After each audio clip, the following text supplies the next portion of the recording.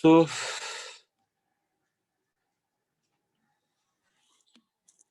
till now, if you see any system and surrounding and to find out its entropy change, let's say this may be our system,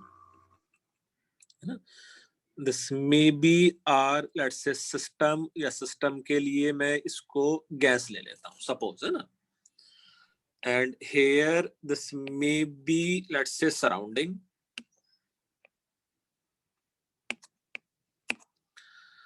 यहाँ जो surrounding का जो temperature है, this may be let's say T of surrounding as T surrounding, let's से.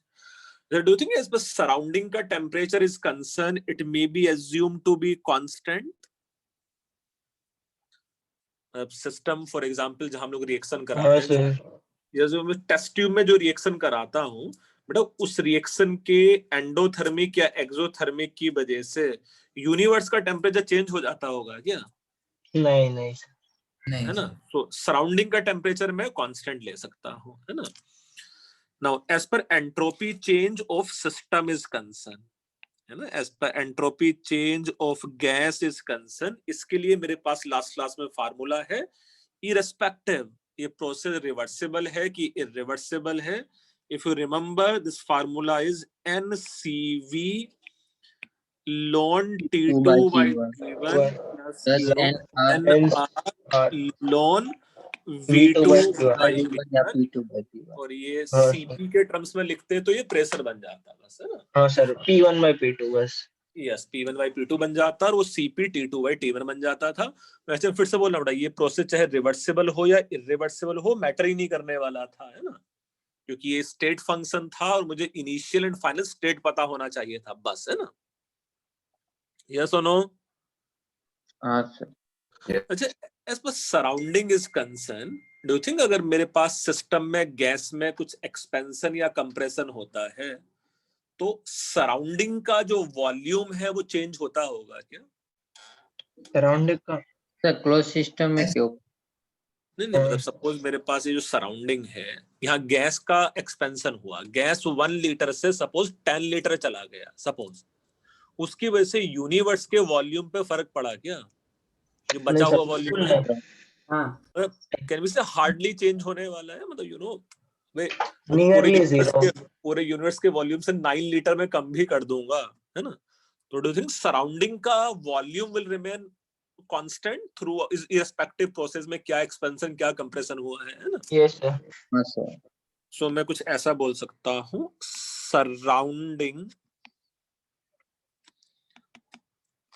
Surrounding can always assumed to be, let's say constant volume heat reservoir. क्या होता है reservoir का स्पेलिंग? रिजर्वायर. सही लिखा है? यूनी है नहीं आएगा. सो ये है शायद, है ना, reservoir. So constant volume heat reservoir means you can assume कि उसका volume will remain approximately constant और उससे हीट ट्रांसफर हो सकता है ना, वो हीट ले सकता है. यस, तो ये लेट्स से वो हीट ले सकता था सपोज सराउंडिंग से सिस्टम. सो ये कांस्टेंट वॉल्यूम है. डू यू थिंक अगर कांस्टेंट वॉल्यूम है तो सराउंडिंग के रेस्पेक्ट में heat transfer is internal energy change only, and thus you know heat transfer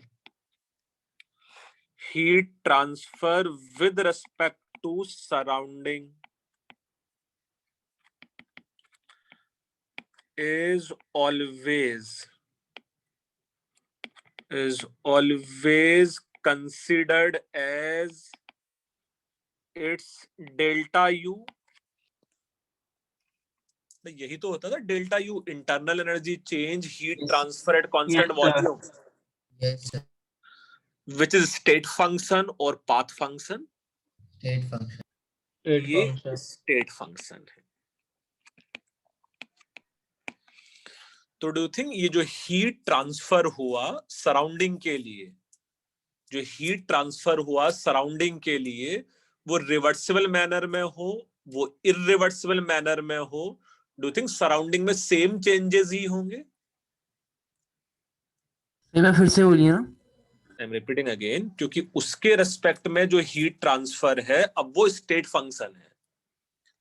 surrounding के रेस्पेक्ट में जो हीट ट्रांसफर है वो स्टेट फंक्शन है। तो उतना हीट रिवर्सिबल मैनर में ट्रांसफर हो या उतना हीट इरिवर्सिबल मैनर में ट्रांसफर हो, डू यू थिंक उसका change in surrounding exactly same ही होगा? Yes sir. Yes, sir. So as पर डेल्टा एस ऑफ सराउंडिंग का formula is concern, it should be always equal to Q actual, है ना, कितना एक्चुअल हीट ट्रांसफर हुआ है divided by T of surrounding. भाई मैं इसके लिए भी डीएस यही लिखता है ना बेटा, D Q divided by T, है ना, यही फार्मूला है डीएस, मतलब डेल्टा एस का। हाँ sir, change. Delta S surrounding के लिए भी मैं यही फार्मूला यूज करूंगा कि नहीं? Yes sir.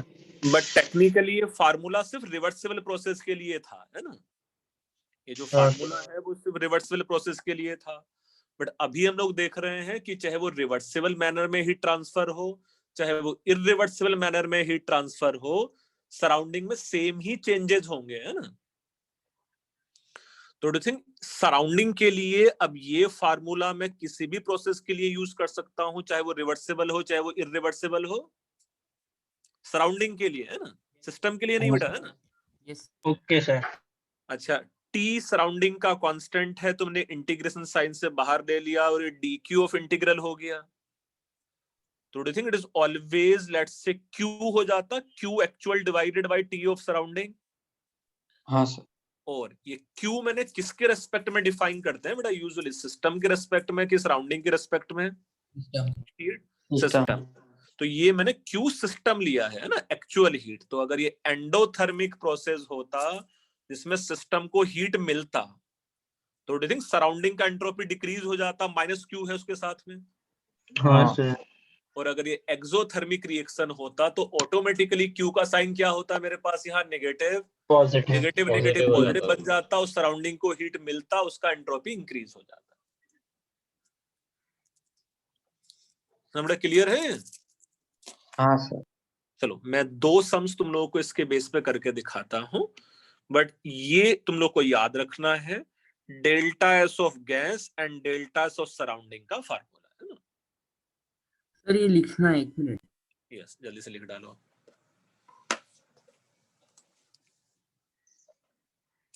तो सराउंडिंग का एंट्रोपी चेंज कैलकुलेट करना आई होप सबसे आसान है, उसमें बस जितना हीट ट्रांसफर हुआ है divided by T of surrounding.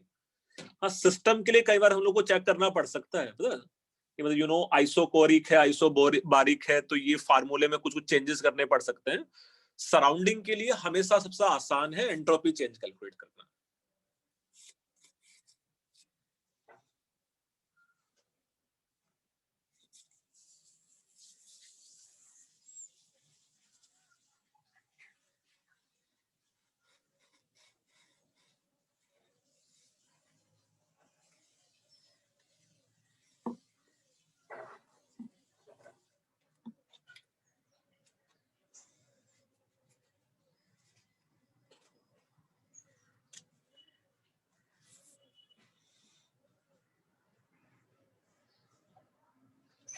हाँ बेटा, लिखा है सर। 2 मिनट तो। Sir 1 minute. बट ये समझ में आ रहा है कि सराउंडिंग के लिए वो रिवर्सिबल हो इरिवर्सिबल हो मैटर ही नहीं करेगा, क्योंकि उसके रिस्पेक्ट में हीट ट्रांसफर स्टेट फंक्शन है ना। यस।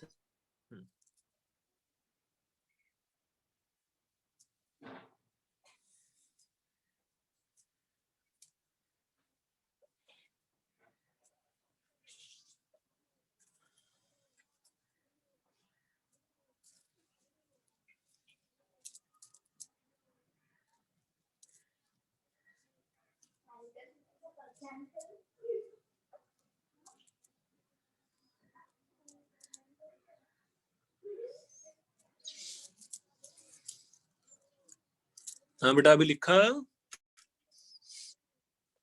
हो गया सर। हाँ सर। चलो so yes so question is let's say question का ए पार्ट है, हम लोग A part B part C part पढ़ेंगे जिससे पूरी तरह से समझ में आ जाएगी सिचुएशन क्या है। If you know 1 mole of ideal gas, 1 mole of ideal gas expanded from 1 liter to 10 liter at 298 Kelvin. At 298 Kelvin का मतलब क्या है बेटा? ये do you think process is isothermal? हाँ सर कौन At 298 Kelvin, find out, है ना, find out delta S of gas, you know, delta S of surrounding and delta S total. If given process या given expansion, if given expansion, you know, carried out reversibly, if given expansion is carried out reversibly. देखो समझो बेटा question को, ये मैं इस question के A B C तीनों पार्ट कर देता हूं, तो नेक्स्ट क्वेश्चन के लिए तुम लोग भी ट्राई करना। क्वेश्चन है कि भाई मेरे पास एक गैस है जिसमें 1 मोल ऑफ आइडियल गैस है। सपोज इसमें एक ऐसा मूवेबल पिस्टन अटैच है।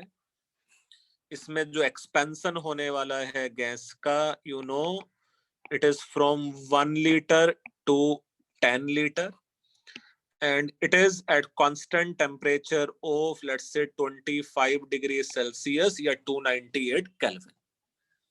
यही है बेटा क्वेश्चन। हाँ सर। यहाँ ये गैस है जो let's say 1 mole of gas है। डेल्टा एस ऑफ गैस का फार्मूला आसान है, हम लोगों ने डिराइव किया भी है और यूज भी हाँ। करेंगे उसको। अगर ये आइसोथर्मल है तो क्या फार्मूला एप्लीकेबल हो जाएगा इसके लिए? 2.303 log So 2.303 NR and log of V2 by V1। हाँ सर। बेटा वो T2 by T1 वाला टर्म तो 1 बन जाएगा और log हाँ 1 0 हो जाएगा, है ना? हाँ So sir. should be equal to ये 2.303 multiplied by 1 multiplied by 8.314 into log of 10 by 1, है ना? हाँ sir And should be equal to log 10 का वैल्यू कितना 0.9 है? log 10 log 10 is 1 1, 1 1 no, log 10 is 1. so log 10 is 1 2.303 multiplied by 8.314 कुछ समझ में आ रहा है कि ऐसा आ सकता है 19.16 जूल्स पर केल्विन। 2.303 multiplied by 8.314 अराउंड 19.16 है। तो डेल्टा एस ऑफ गैस समझ में आ गया कैसे फाइंड आउट किया? हाँ सर।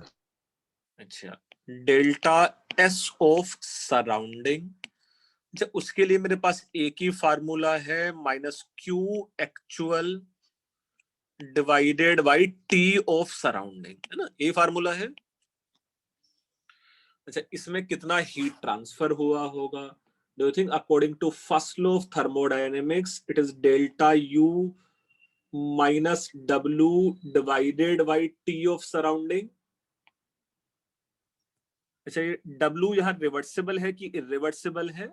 कौन सा प्रोसेस है? रिवर्सिबल ना सर। ये रिवर्सिबल प्रोसेस है एक्चुअली, तो ऐसा लिख सकते हैं इसको। हाँ सर।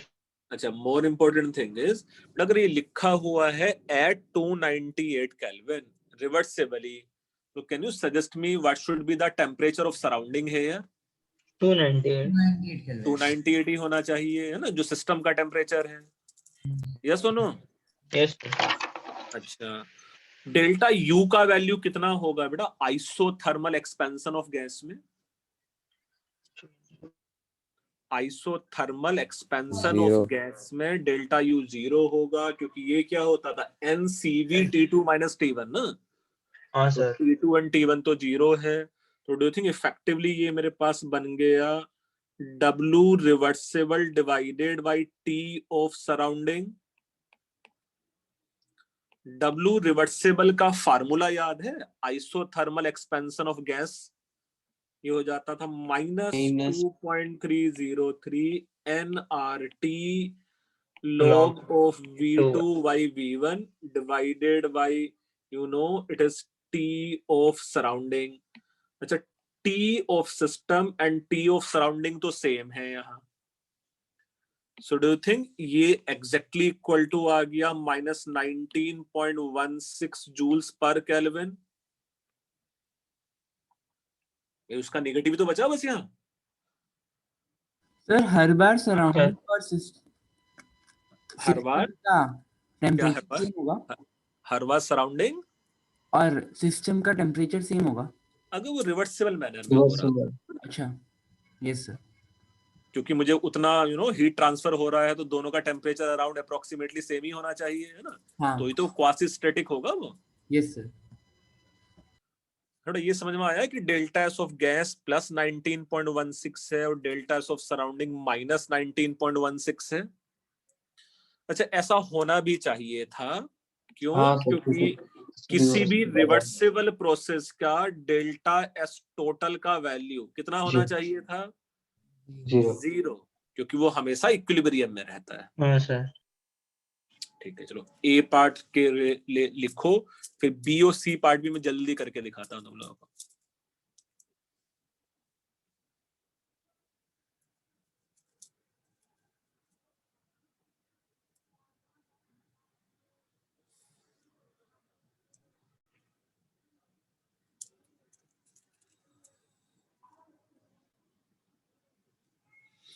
और इससे रिलेटेड कुछ डाउट्स रहेगा तो भी पूछो उसमें।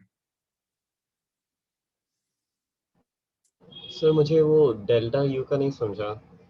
मैंने डेल्टा यू, क्योंकि आइसोथर्मल एक्सपेंशन ऑफ गैस है, गैस का टेम्परेचर चेंज ही नहीं हुआ है।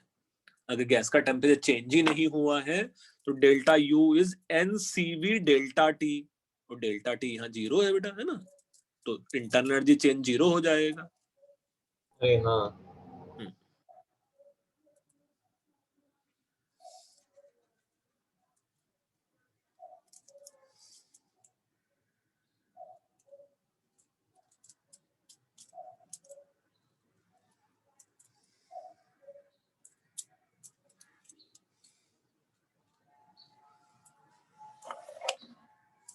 लिखे हुआ है ऐसा? No sir. Yes sir. चलो इसी क्वेश्चन का बी पार्ट बताता हूं, फिर मैं सी पार्ट भी बताऊंगा। So B part of the same question, जैसे इसको बी लिख लेते हैं। हाँ, if given expansion carried out instead of reversibly, given expansion is carried out against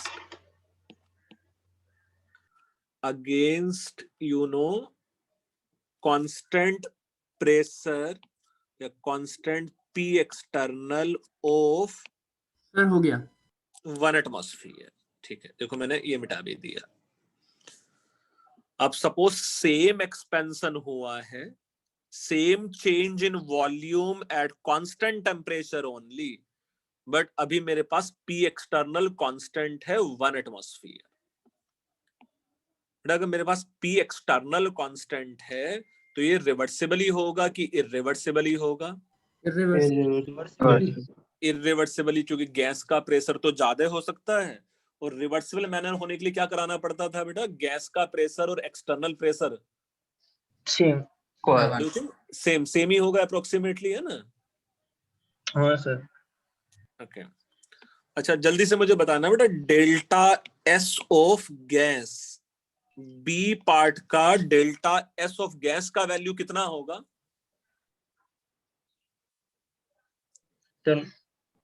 कितना? NCV log of T2 by T, P log T2 by T1 तो कुछ है ही नहीं भाई, T2 और T1 तो सेम ही है 25-25। हाँ सर। हाँ सर, तो वो कट आउट हो जाएगा। सर वॉल्यूम भी ले Log सकते हैं, प्रेशर भी ले सकते प्रेशर ध्यान कांस्टेंट है ना। बेटा ध्यान से सुनो मैं क्या बोल रहा हूँ बेटा, गैस का प्रेशर कांस्टेंट नहीं है, P एक्सटर्नल कांस्टेंट है इस बार, है हैं। ना। हाँ अच्छा फिर से मैं रिपीट कर रहा हूँ बेटा, ये सेम चेंज इन वॉल्यूम है गैस के लिए। अभी भी हाँ गैस 1 लीटर से 10 लीटर जाना है, अभी भी गैस का टेम्परेचर 298 केल्विन है। प्लस 19.16। वेरी हाँ। गुड, यही सुनना चाहता हूँ मैं। सो अच्छा। Delta S of gas is plus 19.16 joules पर केल्विन। बट यही तो मैं समझाना चाहता हूँ कि वो प्रोसेस Okay. रिवर्सिबल मैनर में हो, वो process Okay, sir. Irreversible manner में हो। If we have same change in gas, so delta S of gas तो चेंज ही नहीं हुआ फिर। हाँ सर। अच्छा, delta S of surrounding should be equal to minus 19 minus Q actual, नहीं भाई ये रिवर्सिबल नहीं थोड़ी सर। है, हाँ इसके लिए फिर से फाइंड आउट करना पड़ेगा। अगेन इट इज मैं ऐसा लिख लूं, minus of delta U minus of work done, but ये इस बार रिवर्स। वर्क डन रिवर्सिबल नहीं हुआ है, इस बार वर्क हाँ डन क्या हुआ है, इरिवर्सिबल हुआ है, and T of surrounding surrounding. Yes should be further equal to, do you think ये आ जाता मेरे पास minus P external V2 minus V1 divided by T of surrounding. बेटा अभी जो वर्क डन है इरिवर्सिबल का यही आएगा ना, against constant P external is minus P external V2 minus V1। हाँ सर, क्योंकि डेल्टा यू सर फिर से 0 आया। डेल्टा यू फिर से 0 है क्योंकि ये अगेन आइसोथर्मल प्रोसेस है, सर वाला अभी यस तो सर। कांस्टेंट टेम्परेचर वाला ही प्रोसेस है। हाँ सर। अच्छा शुड बी इक्वल टू, देखो कितना है P एक्सटर्नल का value, 1 1 One. atmosphere means 1.01 into One. 10 raised to the power 5 Newton पर मीटर स्क्वायर हाँ हाँ sir. Multiplied by V2 minus V1। Do you think ये है मेरे पास 9 लीटर का डिफरेंस है, हाँ sir. Do you think 9 litre is 9 into 10 to the power minus 3 metre cube. हाँ मीटर क्यूब यस। तो ये जो मल्टीप्लीकेशन आ जाता है वो जूल्स बन जाता है ना, न्यूटन हाँ metre, sir. divided by T of surrounding is nothing but let's say 298 Kelvin। देखो आइसोथर्मल प्रोसेस में अगर सराउंडिंग का टेम्परेचर नहीं गिवन है तो हम लोग दोनों का टेम्परेचर क्या ले सकते हैं, सेम ले सकते Same. हैं। सेम। ऐसा आइसोबारिक प्रोसेस में अगर बाहर का प्रेशर नहीं गिवन है तो हम लोग दोनों का प्रेशर सेम ले सकते हैं, है ना, सराउंडिंग का भी और सिस्टम का भी। डू थिंक ये अप्रोक्सीमेटली कुछ ऐसा आ सकता है क्या, -3.03 जूल्स पर केल्विन। ऊपर वाला टर्म एग्जैक्टली 909 हो गया बस, हाँ सर 909। 909 डिवाइडेड बाय नियरली 300 है ना। हाँ सर। हाँ सर। अच्छा डेल्टा एस ऑफ टोटल कितना आया, delta S of gas plus delta S of surrounding कितना, 16.13। 16.1 so it हाँ is plus 16.13 joules per Kelvin. You know it is positive, positive means do you think ये जो expansion है it will be spontaneous expansion। हाँ sir. ऐसा B part भी लिख लो, फिर सी पार्ट भी कराऊंगा इसका।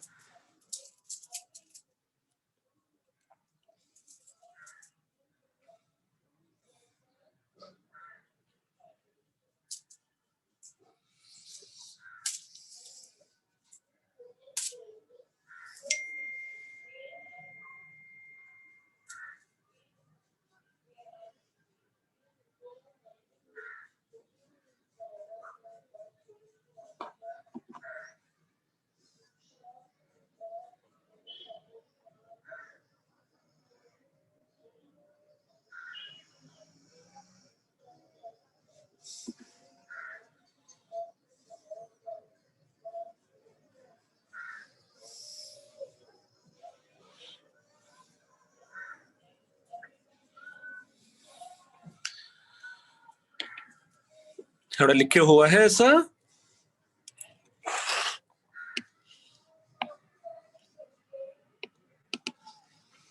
Now it is C part.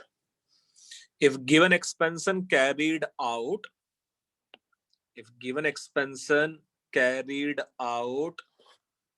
you know, against vacuum या during free expansion, during, you know, free expansion. जैसे बेटा फ्री एक्सपेंशन का मतलब क्या है? उसको अगेंस्ट, उसको अपोज करने वाला कोई प्रेशर नहीं है, है ना? वैक्यूम। ओके, अच्छा, मतलब डेल्टा वो एस कितना ऑफ, भी जाएगा है ना सर?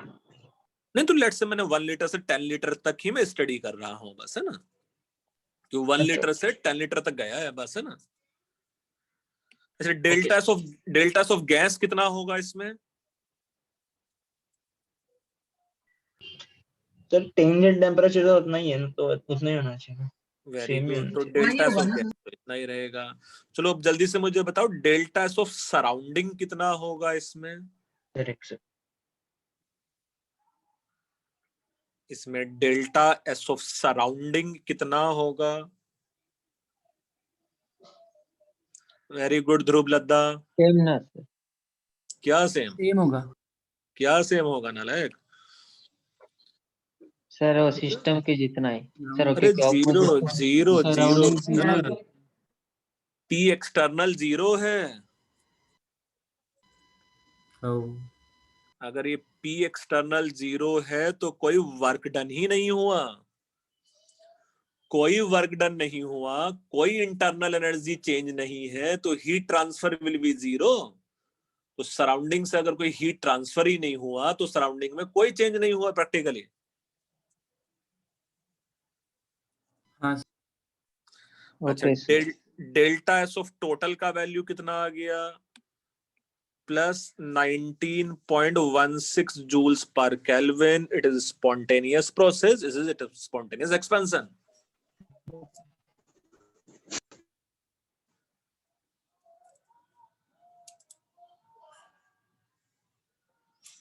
और डू यू थिंक जितने भी फ्री एक्सपेंशन है वो तो सबके सब स्पॉन्टेनियस होंगे ही होंगे ना?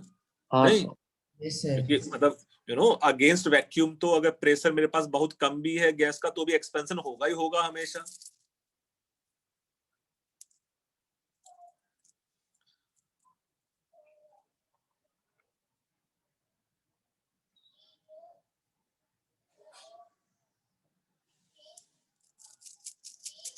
यस बड़ा, ये लिखे हुआ है ऐसा। सर, एक मिनट। हम्म,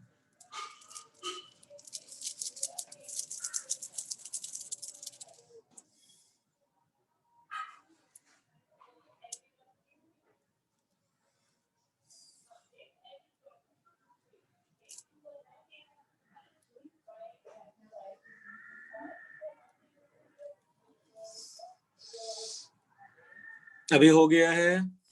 सर ऊपर का मिटा दीजिए, लास्ट लाइन। चलो, ये एक क्वेश्चन था ऐसा, मैं नेक्स्ट क्वेश्चन बताता हूँ तुम लोगों को, है ना? Let's say question number 2। If 1 mole of, let's say लिख लेते हैं मोनो एटॉमिक आइडियल गैस, या पहले ये था 1 mole of ideal gas expanded adiabatically, expanded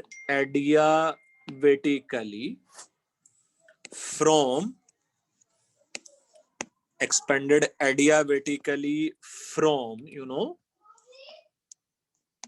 from 10 atmosphere starting में दिया हुआ है, उसका जो प्रेशर दिया हुआ है it is 10 atmosphere and 27 degrees Celsius.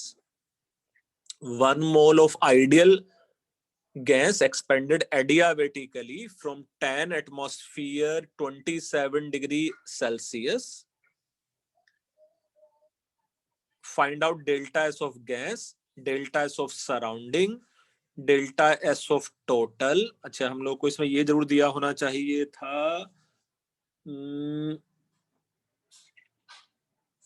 हाँ रुको बेटा वैष्णवी, मैं और थोड़ा सा बताता हूँ, तुमने आंसर सही बताया है, मैं क्वेश्चन अभी पूरा करने दो मुझे। ये एक्सपेंड हो रहा है let's say 10 atmosphere and 27 degree Celsius reversibly manner में हो रहा है ना। If given expansion up to if given expansion up to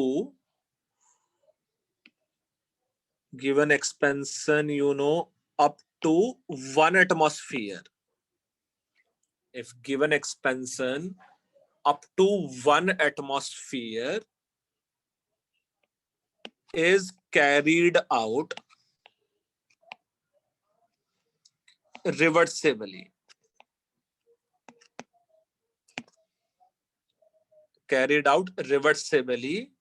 यहां कुछ और भी दिया है, ये जो गैस है उसका गामा का वैल्यू दिया हुआ है 5/3 और ये क्वेश्चन का ए पार्ट है।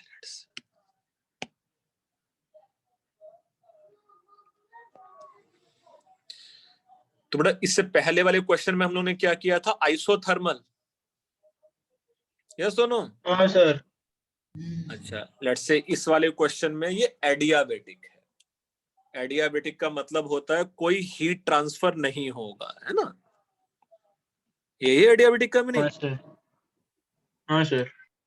तो अभी ये गैस है, यहाँ स्टार्टिंग का जो T1 का वैल्यू है इट इज 300 केल्विन, यहाँ P1 का, यस समर तुम्हारा सही है बेटा, P1 का जो वैल्यू है इट इज 10 एटमॉस्फेयर, यहाँ भी गैस एक्सपैंड हुआ है सच दैट फाइनली जो P2 का वैल्यू है इट इज 1 एटमॉस्फेयर, और ये पहला रिवर्सिबल मैनर में हुआ है।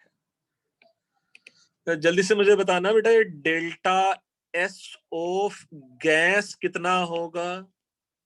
ब्रज नासित नालय कुछ भी करता रहेगा बेटा, ये वो सेम एक्सपेंशन थोड़ी हुआ है, आइसोथर्मल नहीं है बेटा ये, है ना। अच्छा डेल्टा एस ऑफ गैस कितना होगा जल्दी से बताओ मुझे। Sir N R ln of P1/P2। नहीं बेटा देखो ध्रुव लद्दा का सही है, एकदम सही है बेटा, डेल्टा एस ऑफ गैस शिखर तुम्हारा भी सही है, delta S of gas will be 0। ये हम लोग कहीं पढ़ा भी है बेटा, क्या पढ़ा था, reversible adiabatic process is also isoentropic process.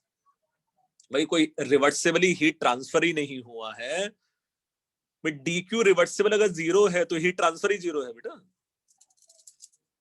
Okay sir. मतलब एंट्रोपी चेंज ही 0 है, और सराउंडिंग से तो कोई मतलब ही नहीं है भाई, सराउंडिंग से अगर कोई हीट ट्रांसफर ही नहीं हो रहा है तो वो 0 है, और delta S total will be 0।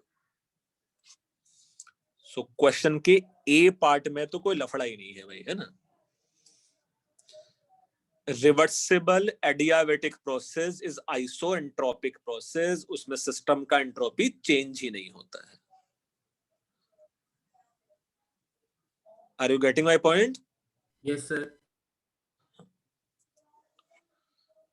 Question का बी पार्ट लेट्स से, तो अभी बोल सकते हैं ना प्रोसेस इक्विलिब्रियम में है क्योंकि डेल्टा एस टोटल 0 है। यस बेटा कोई भी रिवर्सिबल प्रोसेस इक्विलिब्रियम में होता है, तो चाहे वो रिवर्सिबल एडियाबेटिक हो चाहे वो रिवर्सिबल आइसोथर्मल हो, है ना। Yes sir. B part, if given expansion up to 1 atmosphere carried out instead of reversibly, suppose यहाँ irreversibly है, if given expansion up to 1 atmosphere carried out irreversibly in single stage या in single step लिख सकते हो। अगर ये single step लिखा हुआ है तो can you suggest me P external का वैल्यू कितना होगा?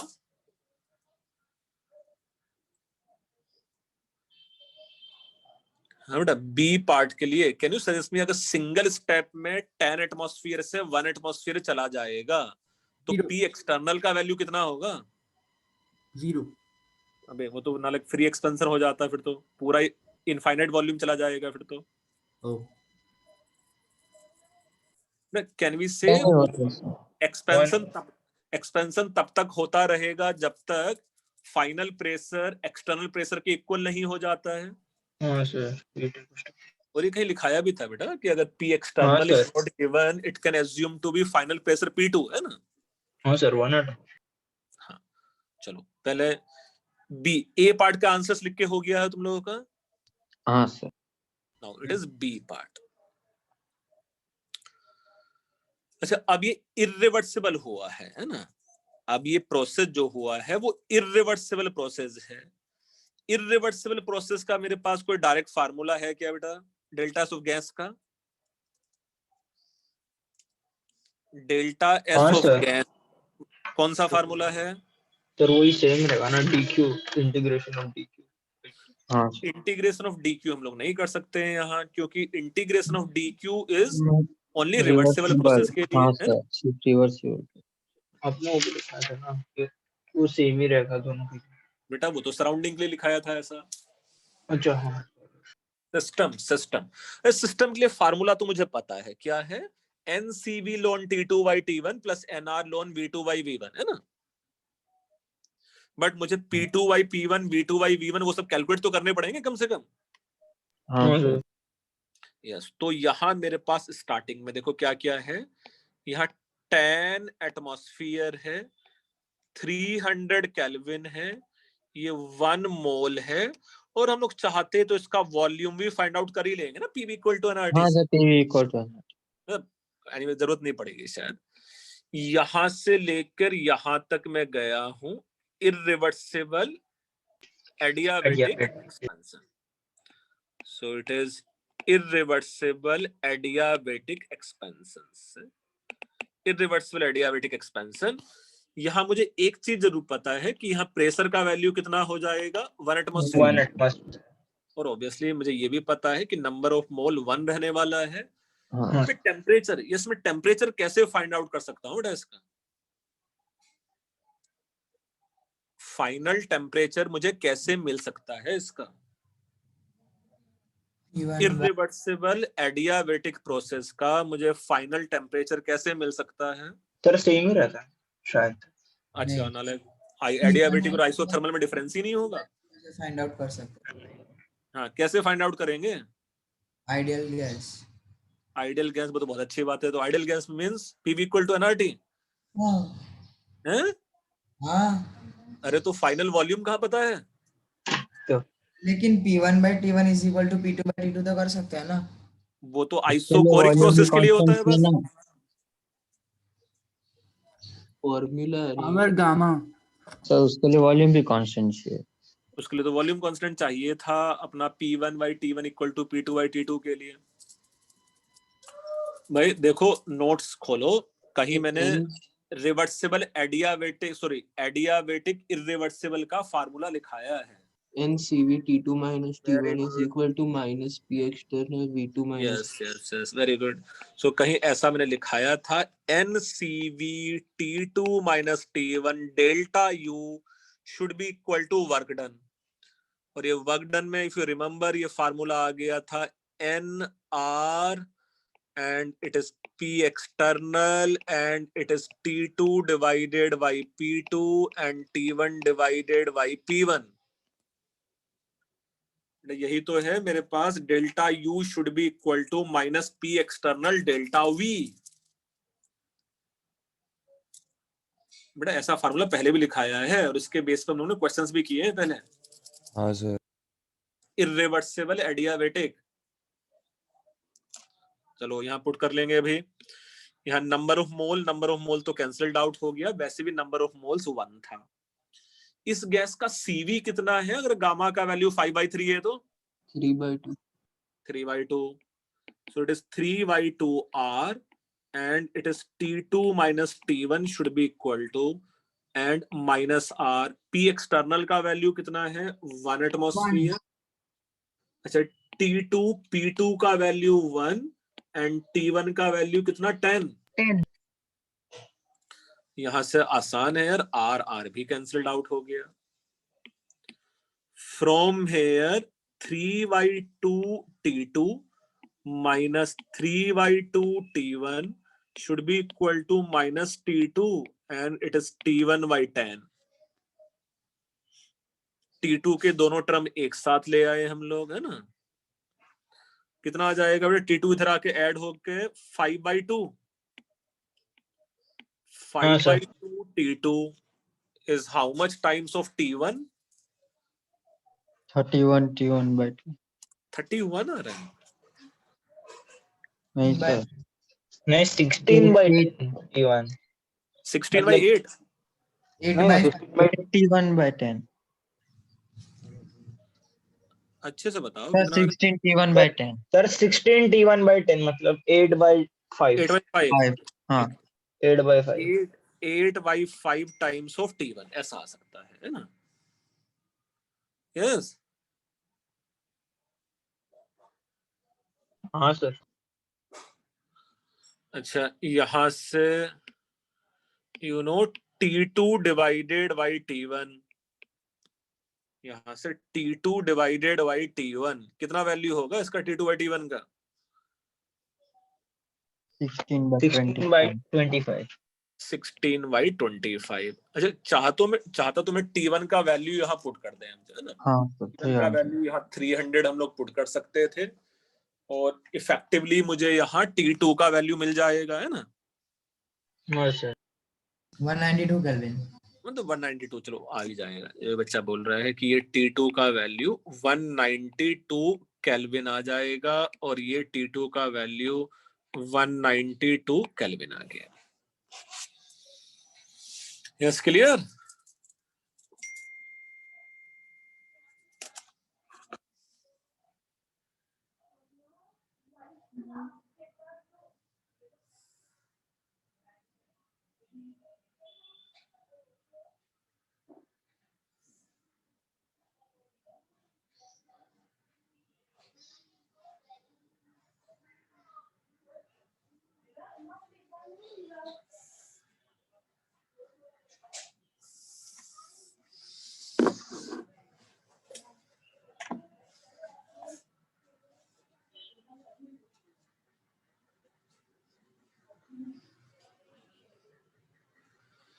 अब ये टेम्परेचर मिला, कैसे मिलेगा?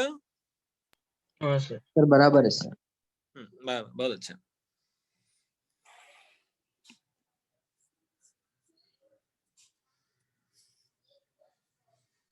लिख के भी हो गया है।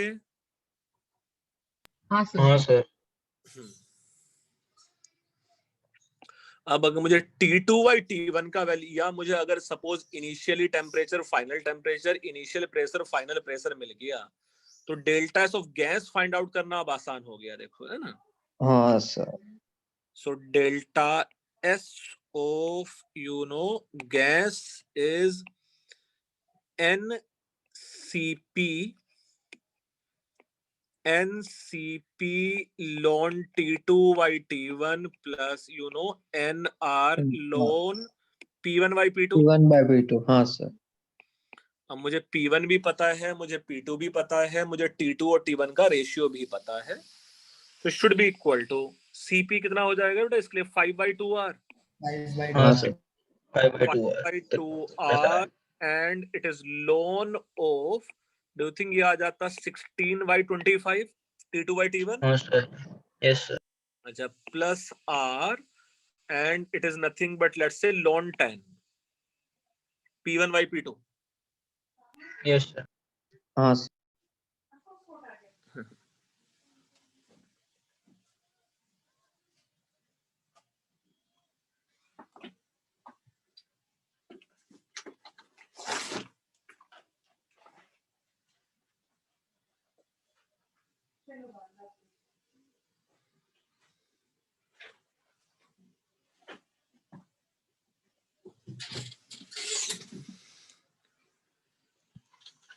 अच्छा, should be equal to let's say R do you think ये हो जाता 5/2? अच्छा यहाँ मतलब एग्जैक्ट कैलकुलेशंस भी कर लो यार, है ना। मतलब ये आ जाता मेरे पास 2.303, हाँ सर उतना ही आएगा।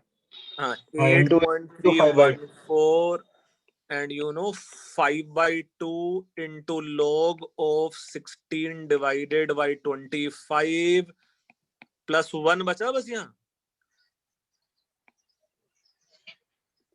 हाँ सर 110 तो 2.30। और चाहते तुम लोग 16/25 का वैल्यू फाइंड आउट कर लेते। हाँ सर 16 उसका वैल्यू आता 8। हाँ 4 log 2 ऐसा लिख सकते हैं कि नहीं उसको हम लोग?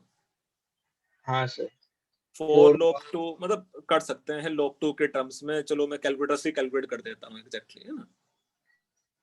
सर 8 into 2.30 तो क्या है? बस हाँ उतना आएगा सर। चलो सर अभी 16 को 2⁴ लिख सकते हैं और 5 को 5 का स्क्वायर। -100। चलो हाँ। मैं अभी तो सब निकल जाएगा बाहर पावर। सर तो 2 हो जाएगा।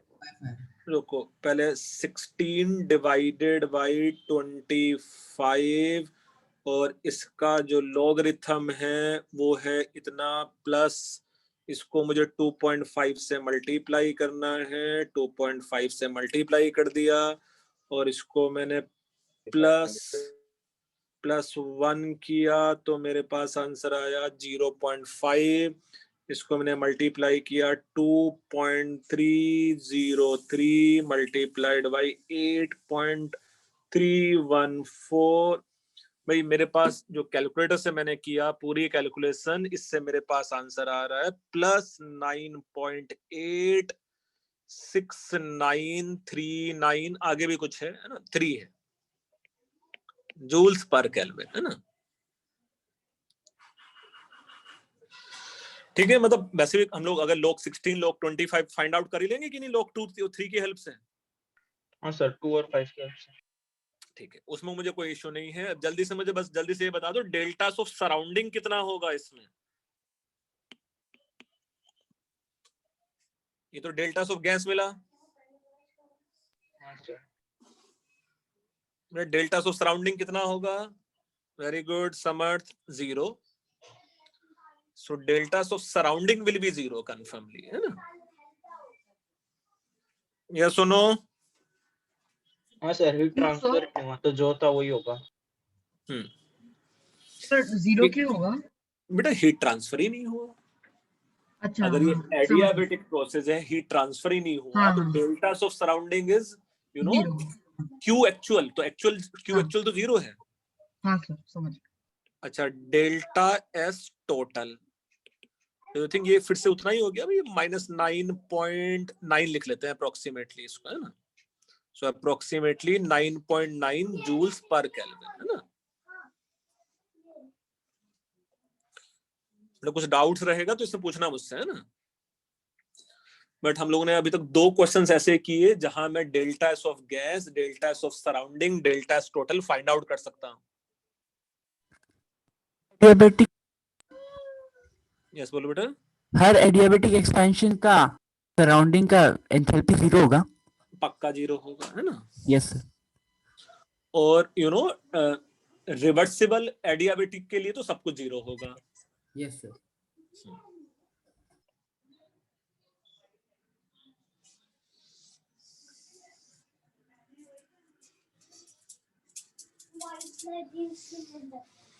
हाँ बेटा लिख के हुआ है sir. Yes sir. Yes sir. Okay, so till now यार हम लोग एंट्रोपी के बेस पे प्रिडिक्ट कर पाएंगे कि प्रोसेस स्पॉन्टेनियस है कि नॉन स्पॉन्टेनियस है। यस और नो? Yes sir. अच्छा, अब हम लोग एक एडिशनल टर्म यहाँ डिफाइन कर सकते हैं। This term is known as गिव्स फ्री एनर्जी। डेल्टा जी वाला। यस, गिव्स फ्री एनर्जी और इसका जो सिंबल है इट इज कैपिटल जी। तो थर्मो में 3 टर्म है बेटा नए जो तुम लोग पढ़ सकते थे। एक U है, एक H है, एक S है और एक G है, 4 हो गया है ना। U क्या है इसमें? Internal energy.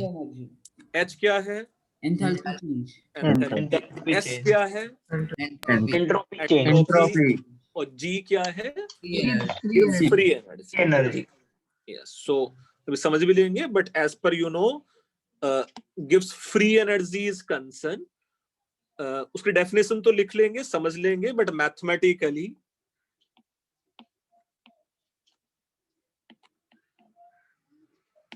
Mathematically G yes बेटा, समर्थ गिब्स साइंटिस्ट का नाम था, हर्शल गिब्स वाला गिब्स है वो, है ना। सो G as per definition is concerned, it is H minus TS, or you can say it is U plus PV minus TS, है ना, U plus PV minus TS. So इसका SI units क्या होने वाले हैं भाई? जूल्स। जूल्स, ऑब्वियसली जो energy का यूनिट है। ये इंटेंसिव होगा कि एक्सटेंसिव होगा? Extensive. एक्सटेंसिव। एक्सटेंसिव ही होगा। U एक्सटेंसिव है, PV का मल्टीप्लीकेशन एक्सटेंसिव है, और TS का मल्टीप्लीकेशन एक्सटेंसिव है ना। So you no G is extensive property, और ऐसा याद रखने के लिए याद भी रख सकते हो, U H S N G, ये सबके सब क्या है? Extensive. एक्सटेंसिव, सबके सब, है ना। So G is extensive property and delta G similar to किसके similar? Delta U, delta H, delta S, delta G is state function or path function? State function. Is state function.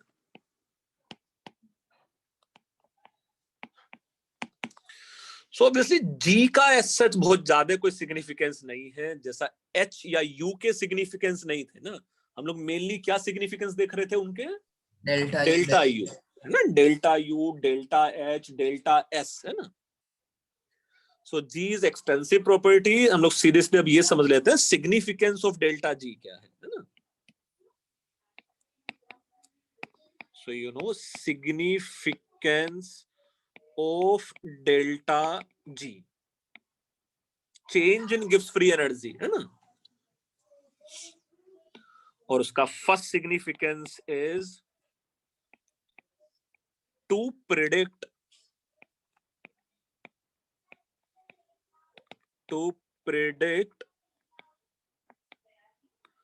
you know spontaneity of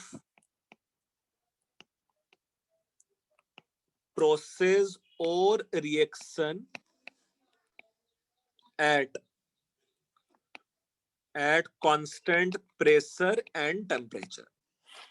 suppose कोई भी ऐसी reaction या process है जो constant pressure and temperature पे है, delta G से भी हम लोग प्रिडिक्ट कर सकते थे। अच्छा, एक मेथड मेरे पास क्या है? डेल्टा एस टोटल है ना। Delta S. हाँ sir, delta S total. Let's say मेरे पास दूसरा मेथड गिव्स फ्री एनर्जी भी है। कैसे रिलेट होगा अभी देखो, समझ भी लेंगे इसको। फॉर एग्जांपल,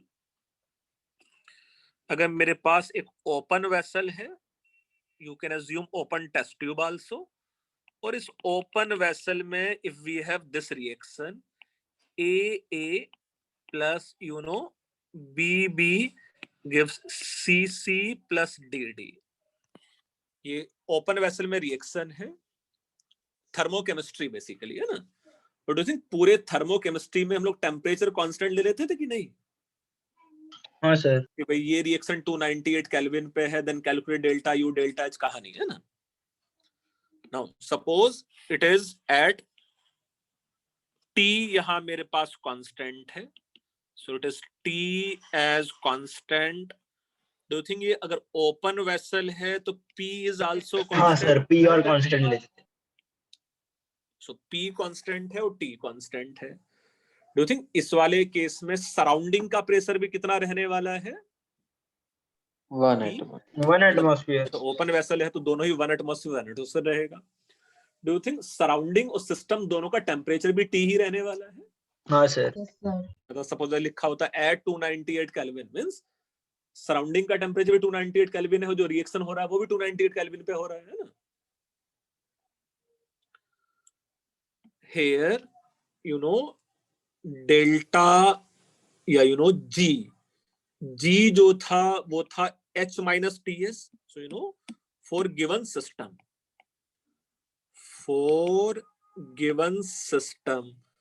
सिस्टम के लिए मेरे पास क्या है बेटा यहाँ?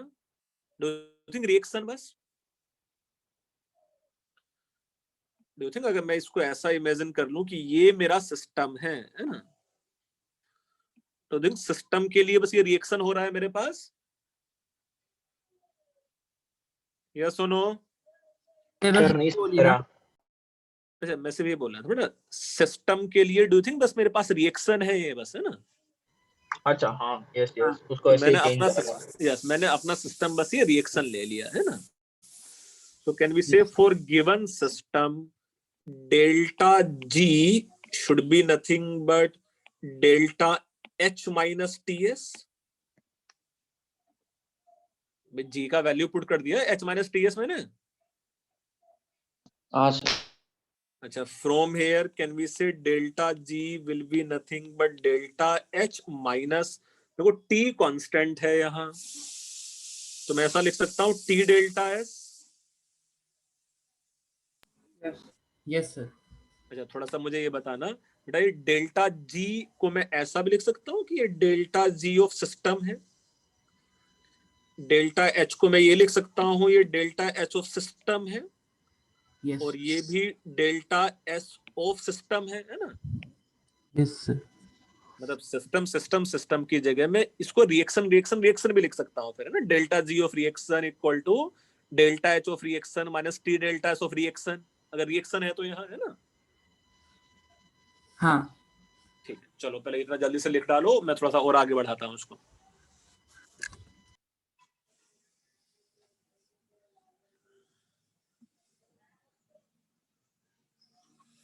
बेटा सिग्निफिकेंस से पहले सब कुछ लिख लिया है ऊपर वाला पार्ट? यस.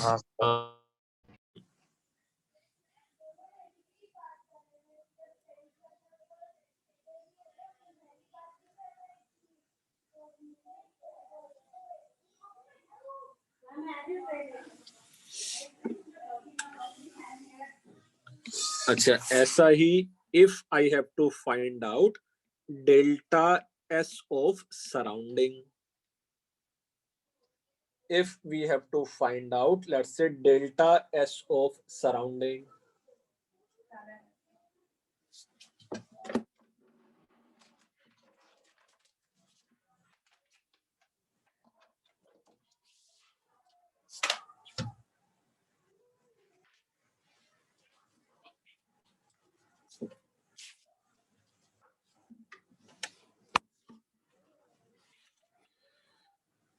ये नीचे वाला पोर्शन पूरा लिख के हो गया है सर एक मिनट. हाँ सर.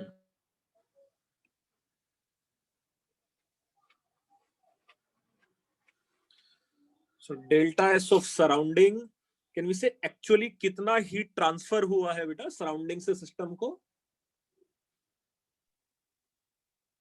0 ना सर. अबे क्या बात कर रहे हैं, अगर हीट ट्रांसफर 0 होता प्रेशर सब कांस्टेंट है सर. तो एडियाबेटिक थोड़ी है, आइसोथर्मल है. डेल्टा यू 0 होता है. डेल्टा यू भी 0 नहीं हुआ क्योंकि रिएक्शन हो रहा है बेटा. विद थर्मोकेमिस्ट्री में delta H and delta U 0 नहीं थे ना, क्योंकि वहां सिस्टम ही चेंज हो जाता था बेटा. हाँ sir. Isothermal expansion of ideal gas के लिए 0 होगा बेटा, आइसोथर्मल रिएक्शन के लिए नहीं, क्योंकि रिएक्शन में तो number of moles he change हो जाते हैं. हाँ सर. सर हो गया. हाँ तो कैन वी से भाई ये सीधा सीधा जो Q है वहां वो डेल्टा H ऑफ सिस्टम ही तो है, heat of reaction at constant pressure. Suppose इस रिएक्शन में कैन वी एज्यूम कि भाई ये डेल्टा H ऑफ रिएक्शन ही तो सराउंडिंग से हीट ट्रांसफर हुआ होगा, एक्सचेंज. सर नहीं समझ में. बिल्कुल नहीं सर. ये एंथैल्पी का क्या मीनिंग होता है जल्दी से बताओ मुझे. डेल्टा H का क्या मीनिंग है इस रिएक्शन के लिए? Change in heat of reaction. Change in heat, वो कैसे चेंज होगा? सिस्टम किसके साथ चेंज करेगा हीट? सराउंडिंग. सराउंडिंग सराउंडिंग के साथ ना। तो जैसा अगर ये एंडोथर्मिक प्रोसेस होता, जैसा अगर ये एंडोथर्मिक प्रोसेस होता तो सिस्टम को उतना हीट मिलता कि नहीं मिलता, हाँ हाँ सर और सराउंडिंग से उतना हीट निकलता कि नहीं निकलता। यस हाँ सर हाँ भाई सर, निकालना तो पड़ता। इस सराउंडिंग से उतना हीट निकल गया है भाई जितना सिस्टम को मिल गया है। अच्छा हाँ सर अच्छा, divided by T of surrounding, जो टी ही है जो सिस्टम का ही टेम्परेचर है ना। यस तो ये मेरे पास सपोज एक इक्वेशन में ऐसा लिख लेता हूं कि ये मेरे पास इक्वेशन 1 है। डेल्टा ऑफ सराउंडिंग मिल चुका है। अब मैं चाहता तो डेल्टा एस टोटल भी फाइंड आउट कर ले हम लोग यहाँ। Do you think delta S total which is nothing but delta S of system plus delta S of surrounding should be equal to, do you think ये बन जाता delta S of system plus delta S of surrounding की जगह मैं ऐसा लिख सकता हूं minus delta H system divided by T.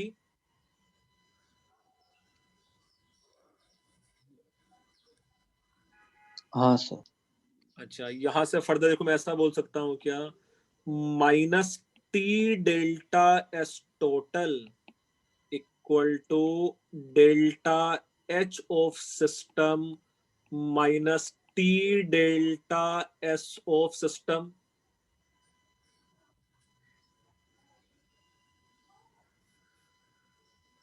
मैंने टी से सब जगह मल्टीप्लाई कर सर। लिया है, देखो माइनस टी से बेसिकली है ना।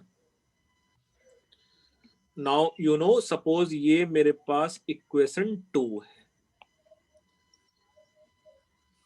If you compare equation 1 and equation 2, दोनों का right hand side exactly same है क्या?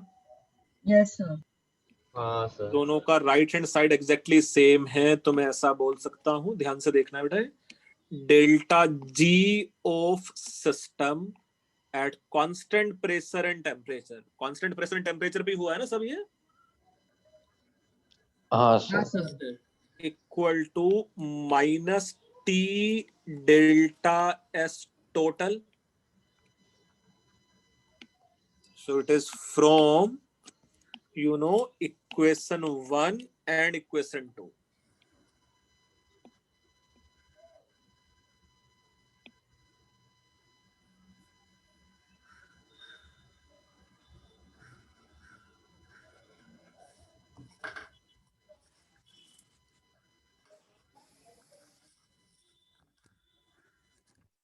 ऐसा लिख के हुआ है।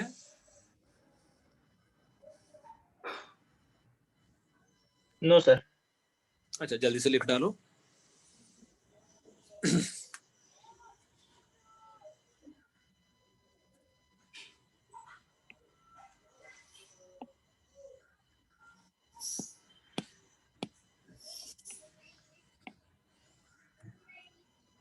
हाँ सर, हो गया। मुझे ऑलरेडी स्पॉन्टेनियसिटी का क्राइटेरिया पता है डेल्टा एस टोटल के टर्म्स में। तो जल्दी जल्दी हाँ मुझे सर। बताना, if delta G at constant pressure and temperature equal to negative, या delta Spontaneous. G at constant pressure and temperature is positive, No. and if delta G at constant pressure and temperature is 0. First वाले case में process Equilibrium. Spontaneous की non spontaneous, Spontaneous. यहाँ हो जाता ये spontaneous, यहाँ क्या हो जाता Non-spontaneous. नॉन और बाद में स्पॉन्टेनियस, equilibrium. और यहाँ हो जाता ये लेट्स से इक्विलिब्रियम। तो केमिकल इक्विलिब्रियम में डेल्टा जी ऑफ रिएक्शन को 0 किया था कि नहीं एट इक्विलिब्रियम? नहीं सर डेल्टा जब ही सीखे। अच्छा ठीक है, तो ये नॉन स्पॉन्टेनियस प्रोसेस है। So delta G at constant pressure and temperature is negative, it is spontaneous process. Delta G at constant pressure and temperature positive, it is non-spontaneous process. And delta G at constant pressure and temperature equal to 0, it will be in equilibrium.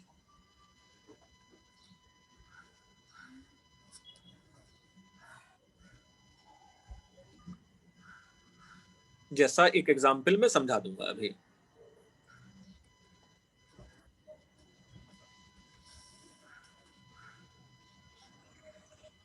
जैसा for example for melting या vaporisation देख लेते हैं, for vaporisation देख लेते हैं, for vaporisation of 1 mole of water,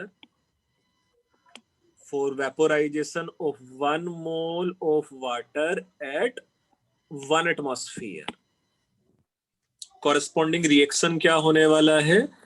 H2O liquid is converting to H2O vapor. यही है बेटा, 1 mole of H2O liquid 1 हाँ सर, H2O vapor में कन्वर्ट होगा 1 एटमॉस्फेयर पे, है ना? हाँ सर। अच्छा, इस रिएक्शन के लिए मैं ऐसा बोल सकता हूं क्या? Delta G should be equal to delta H minus T delta S. Suppose at temperature T हो रहा है ये, है ना? एट टेम्परेचर टी, तो कांस्टेंट प्रेशर कांस्टेंट टेम्परेचर है, और मैं इसको ऐसा भी बोल सकता हूं फिर delta G vaporisation, delta H vaporisation, delta S vaporisation इस रिएक्शन के लिए। हाँ सर। ठीक है, चलो इतना लिख लो, थोड़ा थोड़ा करके समझेंगे हम लोग।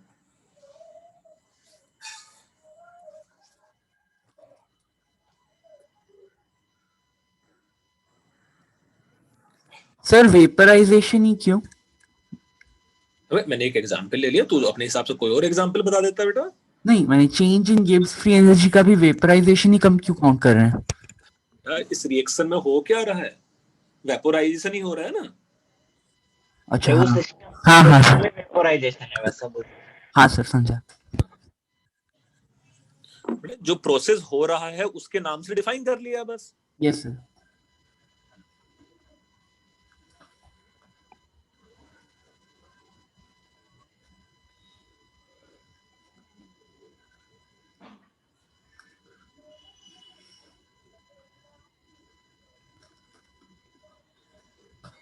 हाँ, इतना लिख के हुआ है।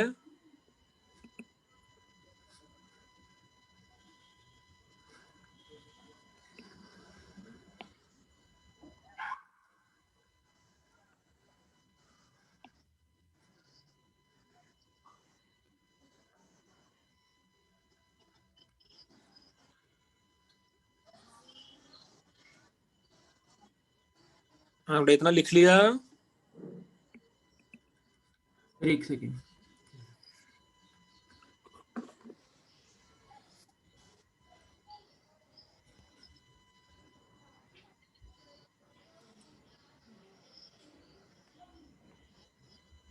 Yes sir. अच्छा, if T equal to 373 Kelvin, है ना? if T equal to 373 Kelvin, यहाँ डेल्टा जी ऑफ वेपोराइजेशन कितना होगा? जल्दी से मुझे बताओ। वाटर के लिए अगर ये T 100 डिग्री सेल्सियस है, 373 केल्विन है, तो डेल्टा जी वेपोराइजेशन कितना होता है? लेट्स से ये इसका हम लोग ए पार्ट समझ रहे हैं। Very good Vaishnavi Shetty. Delta G vaporization कितना होगा? 100 degree Celsius, 1 atmosphere, H2O liquid converting to H2O vapour. अरे बता सकते हो यार बाकी बच्चे भी? बेटा डेल्टा जी 0। यस हर्षवर्धन भाई, 100 degree Celsius, 1 atmosphere, H2O liquid, H2O vapour equilibrium में नहीं होते।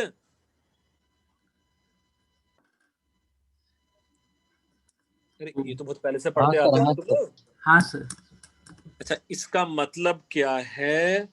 Gives free energy of H2O liquid will be exactly same as gives free energy of H2O vapor. Sir Gibbs free energy का definition क्या है? अभी तो बोला था H माइनस TS। अच्छा। तो H minus TS means enthalpy minus entropy उस टेम्परेचर पे लिक्विड का एंड वेपर का सेम हो जाएगा, तो ही तो जब वो लिक्विड वेपर में कन्वर्ट होगा तो गिब्स फ्री एनर्जी चेंज ही नहीं होगा ना, इसका मतलब फिर हाँ। क्योंकि दोनों का गिब्स फ्री एनर्जी सेम हो जाएगा। यस और नो? और देखो अगर मैं यहाँ फार्मूला भी पुट कर दूं तो do think 0 equal to delta H of vaporization minus 373 and delta S of vaporization बनेगा कि नहीं? हाँ सर। और देखो ये फार्मूला हम लोग ऑलरेडी पढ़ चुके हैं। क्या पढ़ा था? Delta S vaporization equal to delta H vaporization divided by 373। हाँ सर। यूज किया है हम लोग ने पहले भी ये। हाँ सर।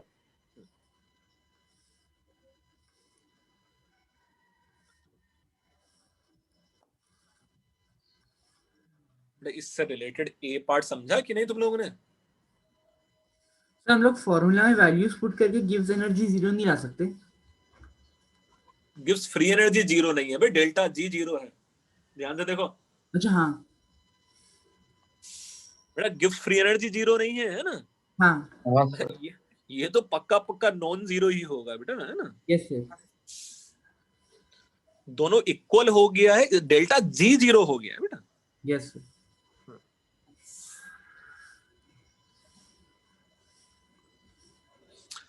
ना थोड़ा सा ज्यादा कॉन्सेप्चुअल है, इसलिए मैं स्लो स्लो पढ़ा रहा हूँ, है ना? ध्यान से समझो उसको।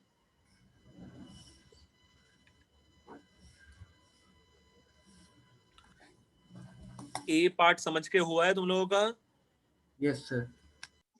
चलो मैं इसी में थोड़ा चेंज कर देता हूं। If we have B part, if temperature is let's say more than 373 kelvin, है ना? If temperature is more than let's say 373 kelvin, अगर टेम्परेचर मेरे पास 100 डिग्री सेल्सियस से ज्यादा होगा, मेरे पास अगर टेम्परेचर 100 डिग्री सेल्सियस से ज्यादा होगा बेटा, है ना, तो ये प्रोसेस स्पॉन्टेनियस होगा कि नॉन स्पॉन्टेनियस होगा? Spontaneous. Spontaneous. Delta G of vaporisation क्या हो जाएगा? नेगेटिव। इट मींस इस इंस्टेंट पे किसका गिब्स फ्री एनर्जी ज्यादा है बेटा, रिएक्टेंट का कि प्रोडक्ट का? प्रोडक्ट का। प्रोडक्ट। नहीं भाई, रिएक्टेंट। रिएक्टेंट का ज्यादा होगा तो गिब्स फ्री एनर्जी डिक्रीज होगा प्रोडक्ट बनते समय। Yes sir. नहीं? हाँ सर। हाँ, और ऑब्वियसली देखो मैं यहां से प्रूव भी कर लेता ये टेम्परेचर, मतलब इस वाले केस में डू यू थिंक ये जो टेम्परेचर का वैल्यू है वो ऑटोमेटिकली आ जाएगा more than delta H vaporization divided by delta S vaporisation? हाँ सर। तो इस वाले केस बता सकते? अरे बेटा इसमें बस क्या करना था, गिब्स फ्री एनर्जी को लेस देन 0 कर देना और यहां से टी का वैल्यू सॉल्व कर ले यार, उसमें क्या है ना?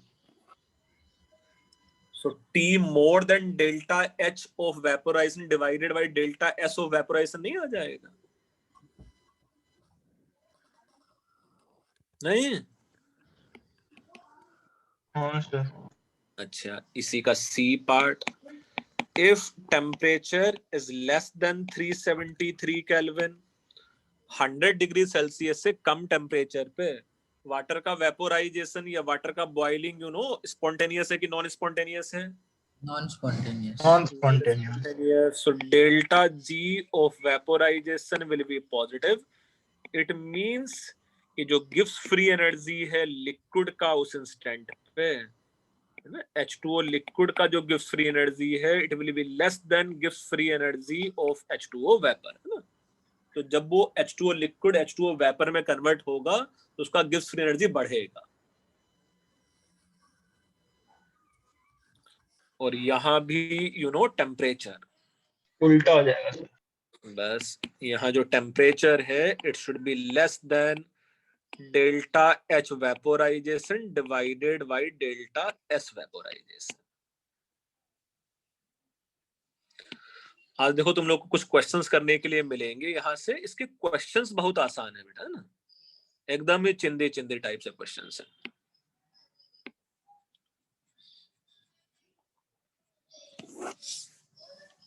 सर वो चिंदी चिंदी टाइप भी हार्ड गिर जाता है हम लोग को। नहीं गिरेगा, है ना। चलो मैं कुछ क्वेश्चंस करके भी दिखाऊंगा तो नहीं गिरेगा, देखना, है ना। हाँ हेमंत सर की आदत चिंदी। ओके चलो ये लिख के हो गया इतना। हाँ हाँ सर। सर। ठीक है, कुछ थोड़ा सा हम लोग और भी समझ लेते हैं इससे related. Here we know delta G is nothing but delta H minus T delta S. Case 1 क्या है? Let's say case 1, if delta H भी पॉजिटिव है और लेट्स से डेल्टा S भी सपोज पॉजिटिव है, एंथैल्पी भी पॉजिटिव है और एंट्रोपी भी पॉजिटिव है ना। चेंज इन एंथैल्पी भी positive, change in entropy is also positive. For example you know, एक एग्जांपल तो अभी पढ़ा हम लोगों ने, यू नो, वेपोराइजेशन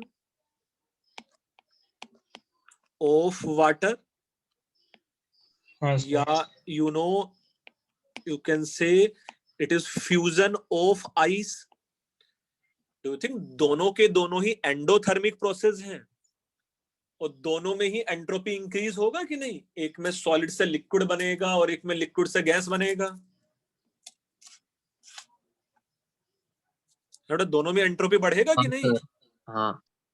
अच्छा अब जल्दी से मुझे बताना बेटा, ये टर्म पॉजिटिव है, डू यू थिंक ये टर्म नेगेटिव बन जाएगा माइनस टी डेल्टा एस? हाँ sir. So this reaction is spontaneous at low temperature or high temperature? Low low temperature, spontaneous. हाँ लो नेगेटिव बनाना है डेल्टा जी को High तुम्हें। High temperature. बेटा delta जी को नेगेटिव बनाना है तुम लोगों को, है ना। तो मैं सिर्फ ये बोल रहा हूँ कि ये वाला टर्म पॉजिटिव, ये वाला टर्म नेगेटिव, और डेल्टा जी को अगर मुझे नेगेटिव बनाना है तो टी शुड बी हाई और low? High. High, High. Such that negative वाला टर्म डोमिनेट कर जाए यार पॉजिटिव वाले टर्म पे। Yes, sir.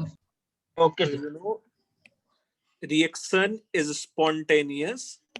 Reaction is spontaneous only at high temperature. Only at high temperature. Clear है ये? Case 1 हाँ सर। जैसा fusion of ice will be spontaneous if temperature is more than 0 degrees Celsius. Vaporization of water is spontaneous only if temperature is more than 100 degrees Celsius, है ना? Yes sir. Now, case 2. Case 2 is if you know delta H is negative, delta S is negative.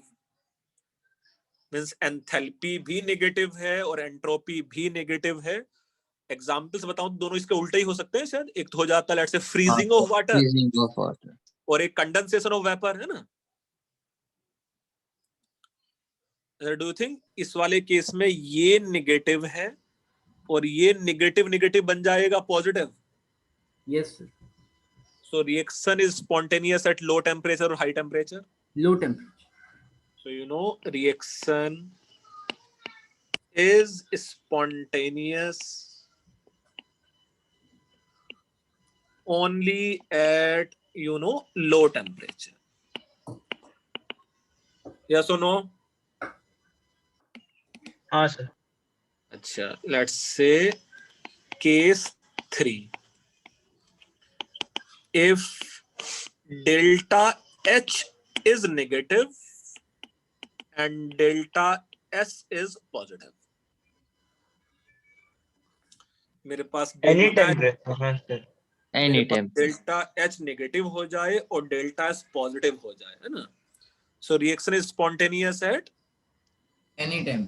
Always. so always spontaneous. Always ना sir, वही वही। So always spontaneous. And let's say suppose case 4 ऐसा हो जाए if delta H is positive and delta S is negative, फिर क्या होता? Never. Always. Possible. Always Always non-spontaneous. Non-spontaneous. Always ये- non-spontaneous. यस, ये प्रोसेस कभी स्पॉन्टेनियस होगा ही नहीं, है ना? तो अपने आप से लिख लोगे बेटा वो हमेशा नॉन स्पॉन्टेनियस है। Yes sir. ठीक, मैं फिर से बताऊं ना, सिंपल चीज समझना है मुझे, बस गिब्स फ्री एनर्जी पहले मुझे इतना समझना है कि इससे मैं प्रिडिक्ट कर पाता हूं कि प्रोसेस स्पॉन्टेनियस है कि नॉन स्पॉन्टेनियस है ना? डेल्टा जी और जो मेरे पास सिलेबस में है वो कांस्टेंट प्रेशर एंड टेम्परेचर पे ही है बस, है ना? अब पूरा थर्मोकेमिस्ट्री देख लो, अभी तक उन्होंने केमिकल इक्विलिब्रियम भी पढ़ लिया है, तो थिंक पूरा का पूरा रिएक्शन किसी एक ही टेम्परेचर पे कराते थे ना हम लोग। हाँ sir. Yes, sir. So as per JEE syllabus is concerned, पूरा का पूरा कोई भी अगर रिएक्शन की बातें हो रही हैं तो एट ए गिवन टेम्परेचर T ओनली, है ना? एक बार फिर से बोलिए ना। अच्छा देखो, ये हर्षवर्धन बोल रहा है कि एग्जाम्पल 3 का कोई एग्जाम्पल दे दो। अमोनियम डाइक्रोमेट पता है तुम लोगों को क्या होता है कंपाउंड? अमोनियम डाइक्रोमेट क्या होता है पता है? Ammonium dichromate, NH3CP।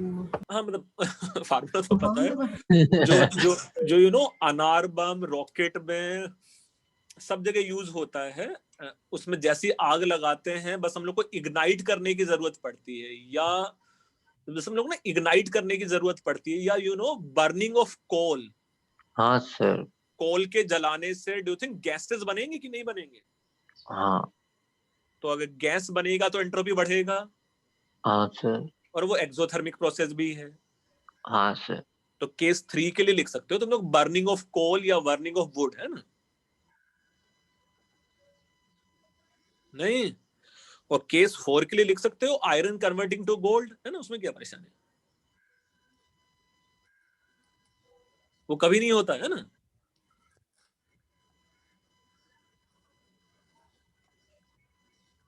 समझ लिया बेटा ये ऐसा?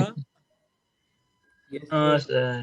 चलो जल्दी से सेकंड सिग्निफिकेंस भी पढ़ लेते हैं। अभी तक हम लोगों ने एक ही सिग्निफिकेंस पढ़ा है, second significance of delta ji. Second significance सिर्फ देखना है, उसको रटने की जरूरत बिल्कुल नहीं है, और लिखना है obviously. Suppose in a given test tube we have some reaction. Open vessel में यूजुअली हम लोग रिएक्शन कराते हैं ना, तो केमिस्ट्री में we are more interested in the reactions. ये रिएक्शंस हुआ और यही हम लोग का सिस्टम भी है ना? सो कैन वी से for given reaction, for you know given reaction,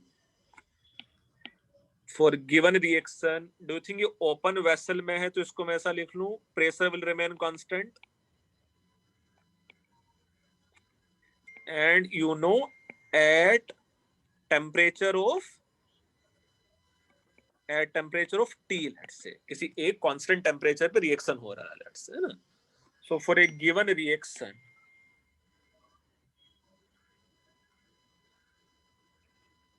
for a given reaction, can we say G will be nothing but U plus PV minus TS?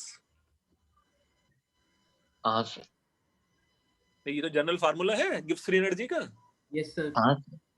अच्छा, अब सपोज अगर मैं लिखना चाहूं DG, do you think DG should be equal to DU plus PdV plus VdP minus SdT minus TdS, complete differential? भाई product rule लगा लिया? Yes sir. सब प्रेशर तो कांस्टेंट था ना? अभी देख लेंगे बेटा, सब कुछ उसको जीरो पुट कर देंगे, उसमें क्या है ना? हाँ तो ठीक है। अच्छा, ये टर्म क्या है? 0, हाँ और सर। ये टर्म क्या है? 0। या सुनो, हाँ सर। तो दो टर्म को 0 पुट कर देते हैं सर भाई। अपना डिफरेंशिएट किसके रिस्पेक्ट में हो तो बताओ। किसी भी एक के रेस्पेक्ट में डिफरेंशिएट, किसी भी एक के रेस्पेक्ट में डिफरेंशिएट कर दो, जो किसके रेस्पेक्ट में करना चाहते हो उसको। जी वॉल्यूम। वॉल्यूम के, चलो वॉल्यूम के रेस्पेक्ट में कर दो। देखो तो dg by dv, do you think ये हो जाता du by dv plus sir. P p dv by dv plus v dp by dp minus t ds by dv minus s dt by dv, ऐसा लिखूंगा। हाँ sir. और फिर dv से multiply कर दे दोनों साइड, ओके तो ऐसे किया। तो ऐसा ही बचेगा कि नहीं? हाँ सर ऐसे ही बचेगा। अच्छा बढ़िया, इसको हटाते हैं। सो मेरे पास जो टर्म बचा, it is nothing but let's say dg should be equal to du plus pdv minus ये tds क्या होता है, ये कहीं सुना सुना होना चाहिए तुम लोगों को। हाँ सर वो डेल्टा जी हो जाता है। ये dq रिवर्सिबल है dq रिवर्स। भाई मेरे सर वो पास Yes sir, entropy का formula. ds वही डिफाइन करते थे ना बेटा, dq reversible by t। ds is dq reversible by t, है ना, तो tds की जगह dq रिवर्सिबल आ गया। Yes sir. अच्छा, should be equal to du plus it is pdv according to first law of thermodynamics. Can we say it is nothing but du w minus dw reversible हाँ sir yes sir pdv should be equal to it is du plus it is pdv। अच्छा, ये जो du है वो state function है कि path function है? State function. State state function, तो चाहे वो रिवर्सिबल मैनर में हुआ हो या इरिवर्सिबल मैनर में हुआ हो, फर्क ही नहीं पड़ेगा, है ना। हाँ सर। इसको मैं ऐसा Yes, लिख लिया sir. था। देखो यहाँ हाँ, sir. से भी du and du cancelled out हो गया। Can we further equal to, ये आ गया मेरे पास pdv प्लस ये जो dw रिवर्सिबल था उसको ब्रेक करके मैं दो पार्ट में लिख लेता हूं। dw useful and dw useless नहीं लिखूंगा मैं, नॉन यूजफुल लिखूंगा, है ना। सो नॉन यूजफुल हम लोग समझ भी लेंगे इसमें यूजफुल वर्क क्या है और नॉन यूजफुल वर्क क्या है। ये जो नॉन यूजफुल वर्क है मेरे पास यहाँ एक्चुअली ये पीवी वर्क है, और ये जो वर्क है you can say it is non PV और यू नो इलेक्ट्रोकेमिकल वर्क। मैं समझाता हूँ बेटा क्या है ना। जैसा डू यू थिंक जब मैं टेस्ट ट्यूब में केमिस्ट्री लैब में जब मैं टेस्ट ट्यूब में रिएक्शन कराता हूँ तो डू यू थिंक रिएक्शन में एक्सपेंशन कंप्रेशन भी होता ही होगा ना, गैस रिलीज हुआ नहीं हुआ डिपेंडिंग, है ना। तो ये जो एक्सपेंशन कंप्रेशन होता है टेस्ट ट्यूब में, उस वर्क को हम लोग केमिस्ट्री में यूज करते हैं क्या? नहीं।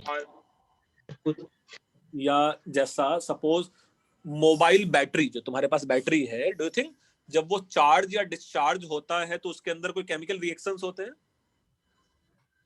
हाँ। तो उस केमिकल रिएक्शंस मतलब सपोज जो जब बैटरी काम कर रहा है तो बैटरी जो काम करता है वो पीवी वर्क करता है कि नॉन पीवी वर्क करता है? Non PV. Non PV. जो हम लोग का माइंड काम कर रहा है वो पीवी वर्क है कि नॉन पीवी वर्क है?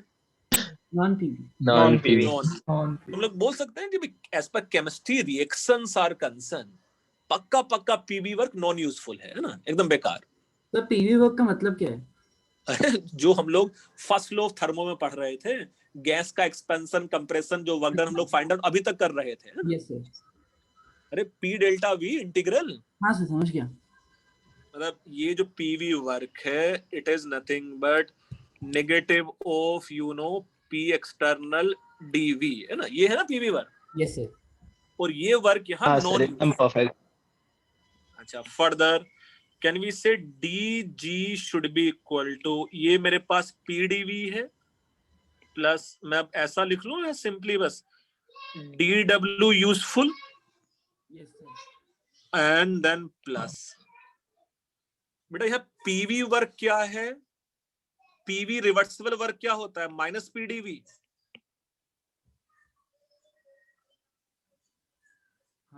पीवी वर्क रिवर्सिबल प्रोसेस में क्या होता है, माइनस पीडीवी ना। हाँ सर। देखो कितना अच्छा सा, ये भी और ये भी कैंसिल्ड आउट हो गया। इतना जल्दी से लिख डालो, इसको याद करने की जरूरत नहीं है, जो फाइनल रिजल्ट आएगा उसको याद रखेंगे बस हम लोग, है ना।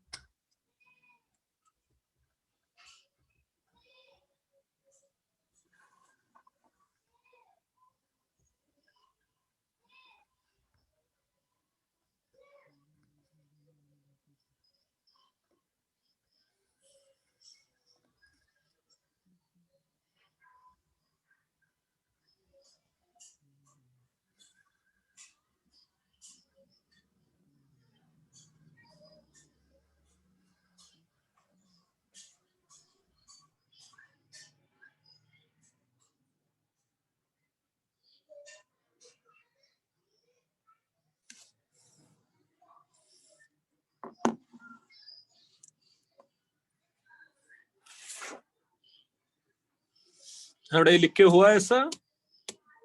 सर पर हम लोग ने उसको उसे डिवाइड ही किया सर, डब्ल्यू रिवर्सिबल को 2 वर्क में।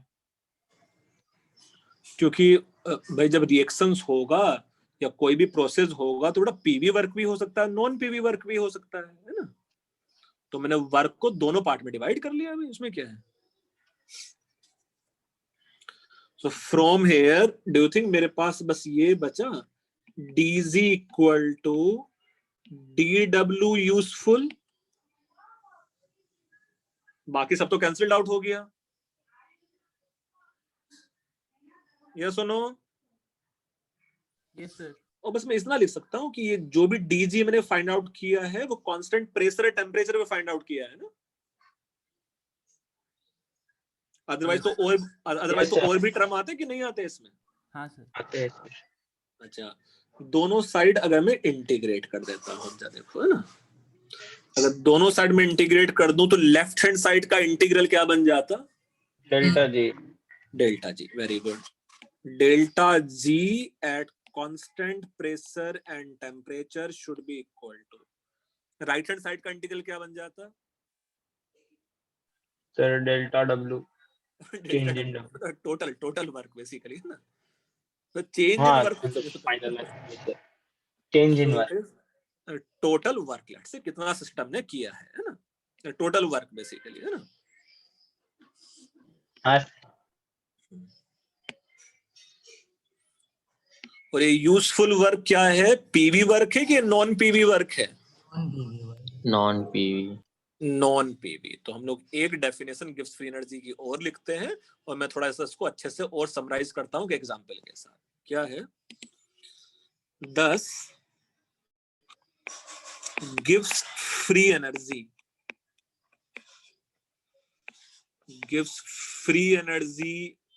can also defined लिख रहा है। लोग नहीं दिख रहे हैं, ग्रीन में जो लिखा है मैंने, नहीं सर अभी दिखा, वो भी दिख दिखा। रहा है ना sir. gives free energy can also defined as energy of system, you know, which is free to convert into useful work. ये वो एनर्जी है जो यूजफुल वर्क में कन्वर्ट हो सकता है ना। ये वो एनर्जी है जो यूजफुल वर्क में कन्वर्ट हो सकता है। For example you know, discharging of battery, discharging of battery करते समय बैटरी ने, सिस्टम ने वर्क किया है कि हम लोग ने सिस्टम के ऊपर वर्क किया होगा। क्या सर? डिस्चार्जिंग ऑफ बैटरी होते समय बैटरी ने वर्क किया है कि हम लोग ने बैटरी के ऊपर वर्क किया होगा। बैटरी ने वर्क किया। बैटरी ने वर्क किया है। तो डू यू थिंक बैटरी ने वर्क किया है तो उसका जो इलेक्ट्रिकल वर्क का साइन है वो नेगेटिव लूं कि पॉजिटिव? पॉजिटिव। अच्छा, work done by the system क्या होता है? Negative negative. तो डेल्टा जी जो भी उसके अंदर रिएक्शंस हुआ है वो नेगेटिव है कि पॉजिटिव है? Negative. And it is spontaneous. Spontaneous. So discharging तो of आपने क्या लिखा? battery, battery. अच्छा, discharging of battery spontaneous process होता है। वही अगर मैं उसका उल्टा इमेजिन करने की कोशिश कर लूं, let's say charging of battery, during charging of battery, battery पे हम लोग को इलेक्ट्रिकल वर्क करना पड़ेगा। तो do you think W useful will be positive, delta G will be positive, उसके अंदर जो रिएक्शंस होने वाले हैं उनका गिब्स फ्री एनर्जी हम लोग बढ़ाएंगे, है ना? और ये प्रोसेस क्या हो जाएगा? Non-spontaneous. Non spontaneous. तो ये प्रोसेस नॉन स्पॉन्टेनियस हो जाएगा।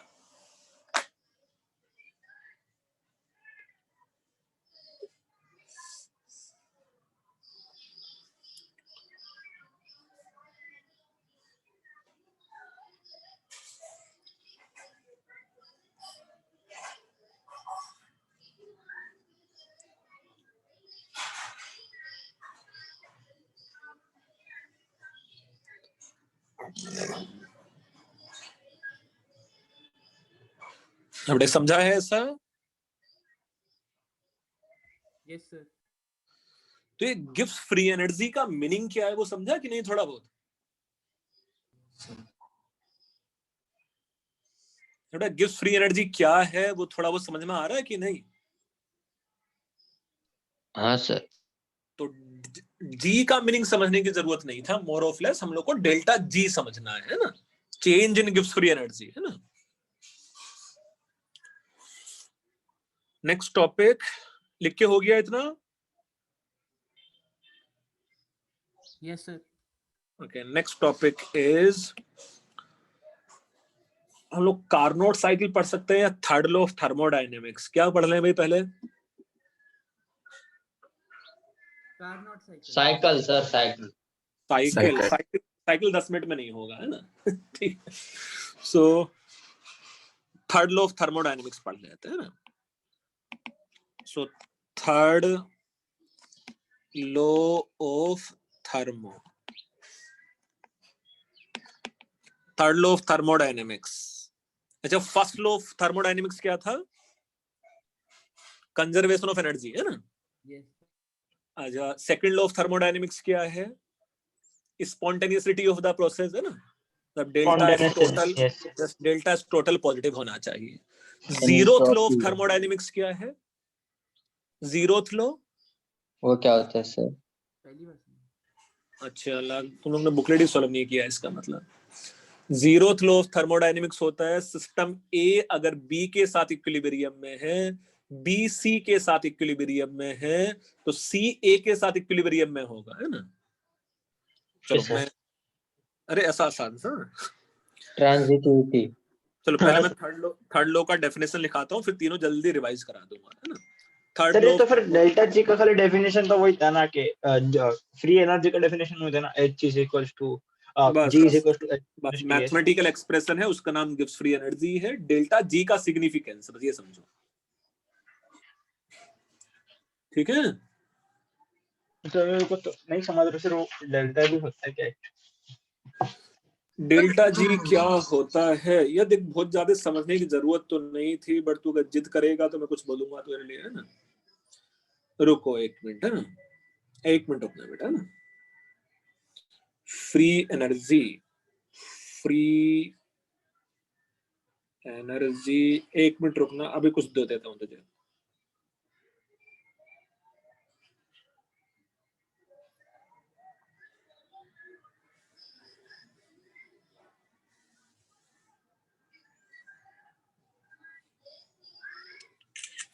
रोकना है ना? मैं जिन बच्चों को थोड़ा सा जिद है कि उनको गिब्स फ्री एनर्जी समझ के ही रहना है, उनके लिए मैं ग्रुप पे मैं कुछ भेज रहा हूँ, देखो, है ना?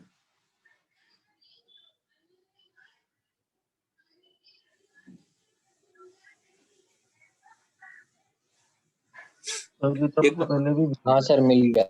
एक बार एंथैल्पी के लिए भेजा था कि नहीं भेजा था? ऐसा कुछ। हाँ सर।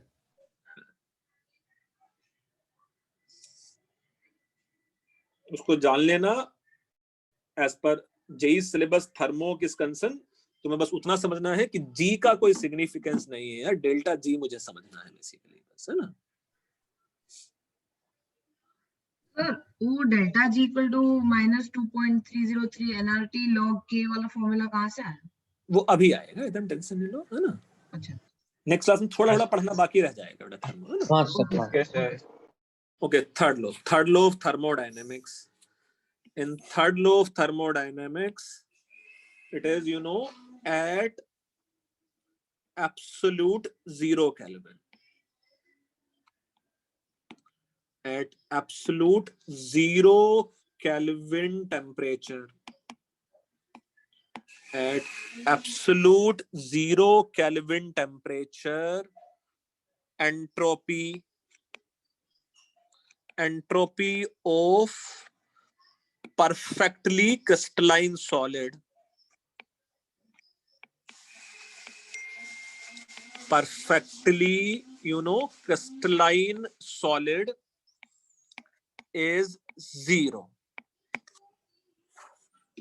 मतलब ऐसा समझ सकते हो कि यार 0 केल्विन पे जाके सब कुछ फ्रीज हो जाएगा, no randomness in the system, है ना।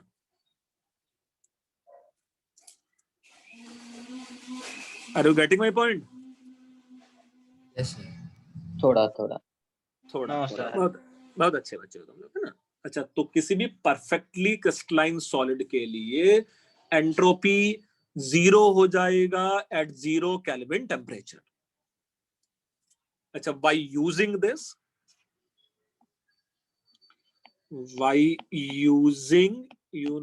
third law, by using third law of thermodynamics, absolute entropy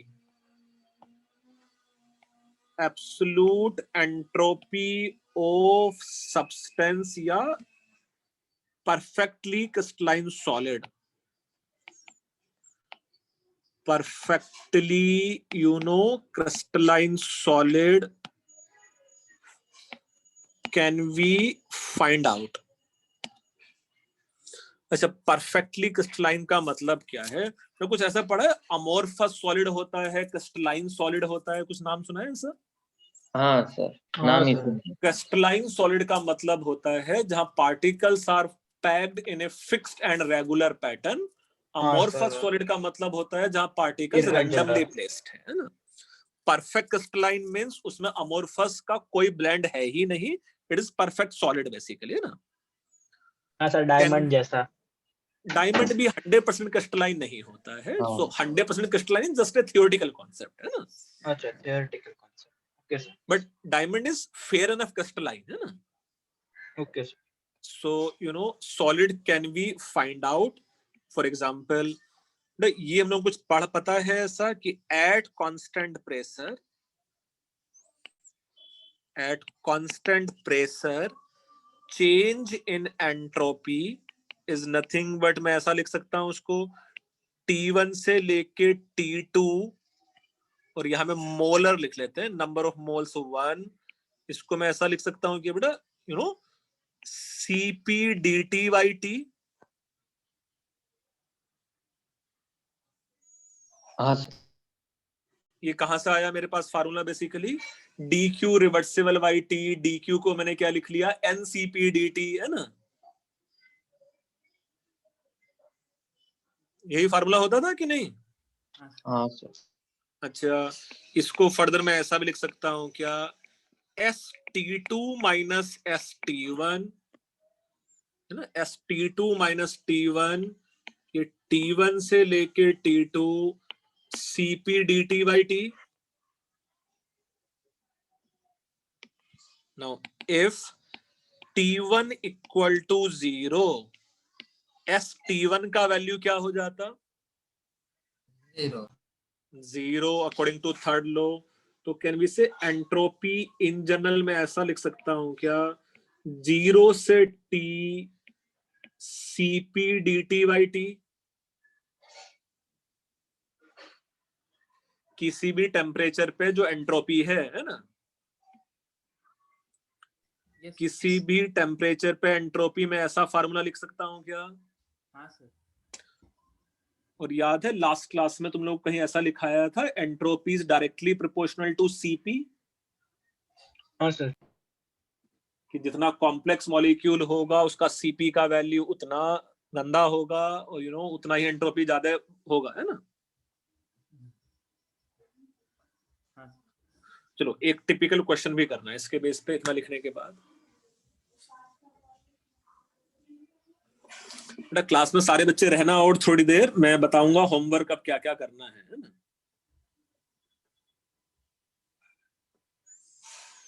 next week में जब हम लोग ट्यूसडे लेक्चर लेंगे पूरा थर्मो खत्म ही हो जाएगा। Okay sir. हाँ सर। तो फिजिक्स में थर्मो में कितना आएगा? फर्स्ट लॉ ऑफ थर्मोडायनेमिक्स, उसके अलावा कुछ नहीं? वो सब डिटेल में है। मतलब फर्स्ट लॉ में जैसे वो भी बहुत है। जो हम लोग ने बहुत छोटा छोटा कर लिया ना, छोटा छोटा मीन्स कैलोरीमेट्री को बस हमने लिख लिया, टेम्परेचर चेंज ये है ना। अब उसमें कैलोरीमीटर नाम का ही एक पूरा चैप्टर है ना। जैसा हम लोग ने केटीजी, में सर। बस केटीजी हम लोग ने एक छोटा टॉपिक नहीं पढ़ा था बस, हाँ एवरेज काइनेटिक एनर्जी इतना आ जाएगा, हाँ उसमें सर। वो उसमें एक पूरा वो चैप्टर ही है हीट हाँ एंड थर्मो। सर। फिर उसमें वो हाँ सब सर, भी ऐसा है। नहीं करना चाहिए ना। हाँ उसमें वो सब भी है, हीट ट्रांसफर ना, जैसे कंडक्शन, रेडिएशंस, फिर हीट ट्रांसफर का रेट, वो सब मतलब फिजिक्स वाले में ना sir.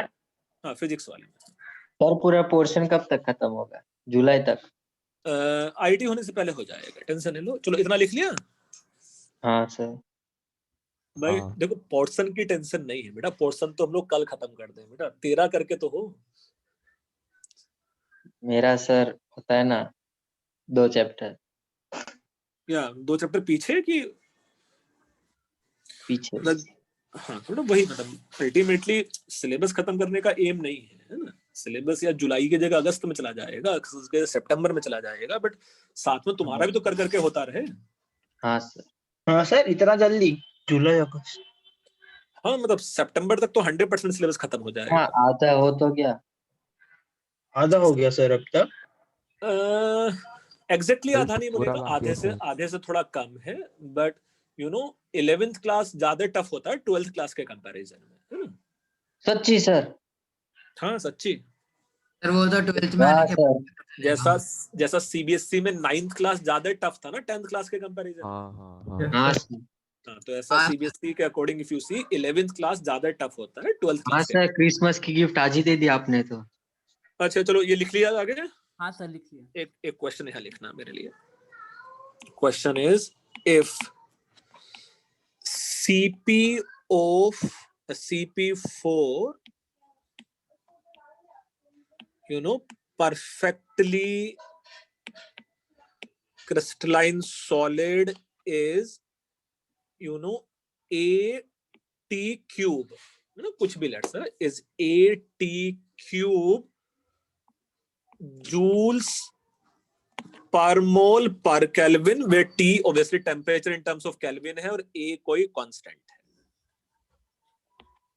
If its value, if CP ऐसा लिख सकते हो, if CP at 10, if CP at 10 Kelvin is 0.42 joules per mole per Kelvin, find out entropy at 10 Kelvin।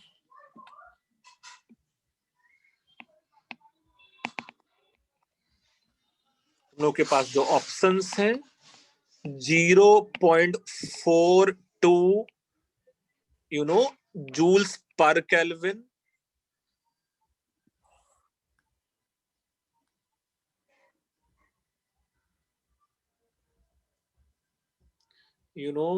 B option it is 0.14 joules per Kelvin, C option 0.28 joules per Kelvin, and D option में एक और है is 0.21 joules per Kelvin।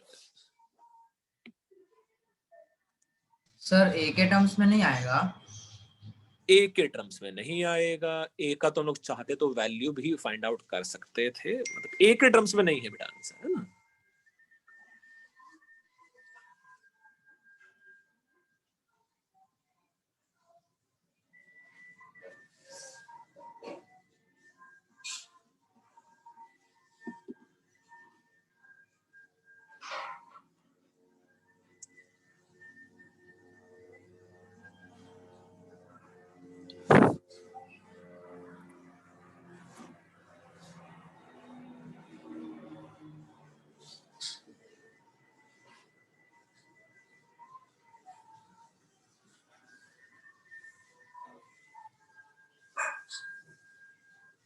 Yes Devansh Parmar, तेरा answer सही है बेटा।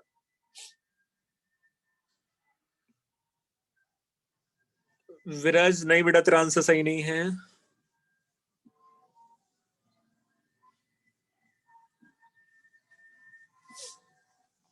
ये देखो कुछ ऐसा कर सकते हो, एंट्रोपी का फार्मूला मेरे पास है 0 से लेके टी।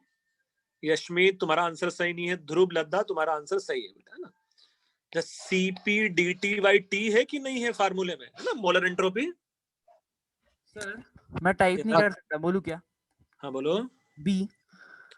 हाँ बी ऑप्शन है, और एक आसान सा मेथड क्या है, बस यहाँ सीपी का पहले वैल्यू ही पुट कर दो, है ना। सो यहाँ मेरे पास आ जाता इंटीग्रेशन, डू थिंक 0 से 10 है भी इफेक्टिवली टी का वैल्यू। हाँ सर। सीपी का वैल्यू है ए T cube divided by T and D T. Yes और नो? Yes sir. हाँ इसका इंटीग्रल डू यू थिंक ये आ जाता मेरे पास 0 से लेके 10। यस समर, तेरा आंसर सही है बेटा। ये आ जाता A T square D T, है ना। एंड डू यू थिंक ये आ गया मेरे पास integral A T cube divide by 3, जहां मुझे 0 से लेकर 10 का वैल्यू पुट करना है। Yes sir. अच्छा, t इक्वल टू 0 पुट करेंगे तो 0 ही आ जाएगा। हाँ। और t इक्वल टू 10 पुट करेंगे तो कितना आ जाएगा? 0.42। वो क्वेश्चन में दिया हुआ ही है। यस। तो 0.42 डिवाइडेड बाई 3 एंड 0.14 जूल्स पर केल्विन मेरा आंसर आ जाता है ना।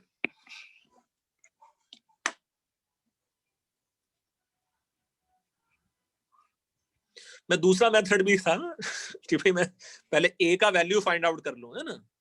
हाँ सर, मैंने वही किया। हाँ बट वो थोड़ा लंबा पड़ा होगा इससे, है ना। थोड़ा सा।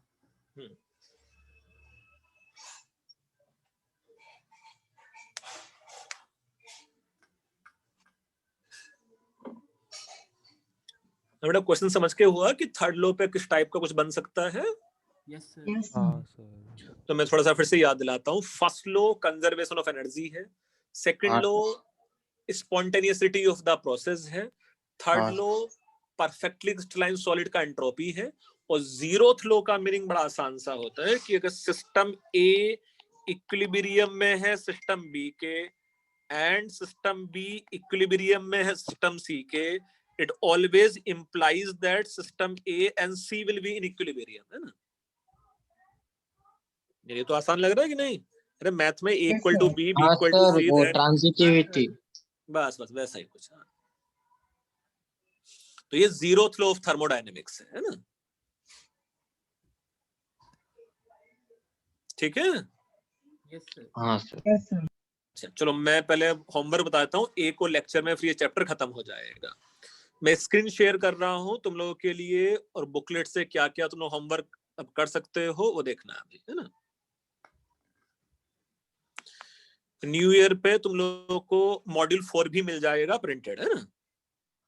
हाँ सर। Thank you sir.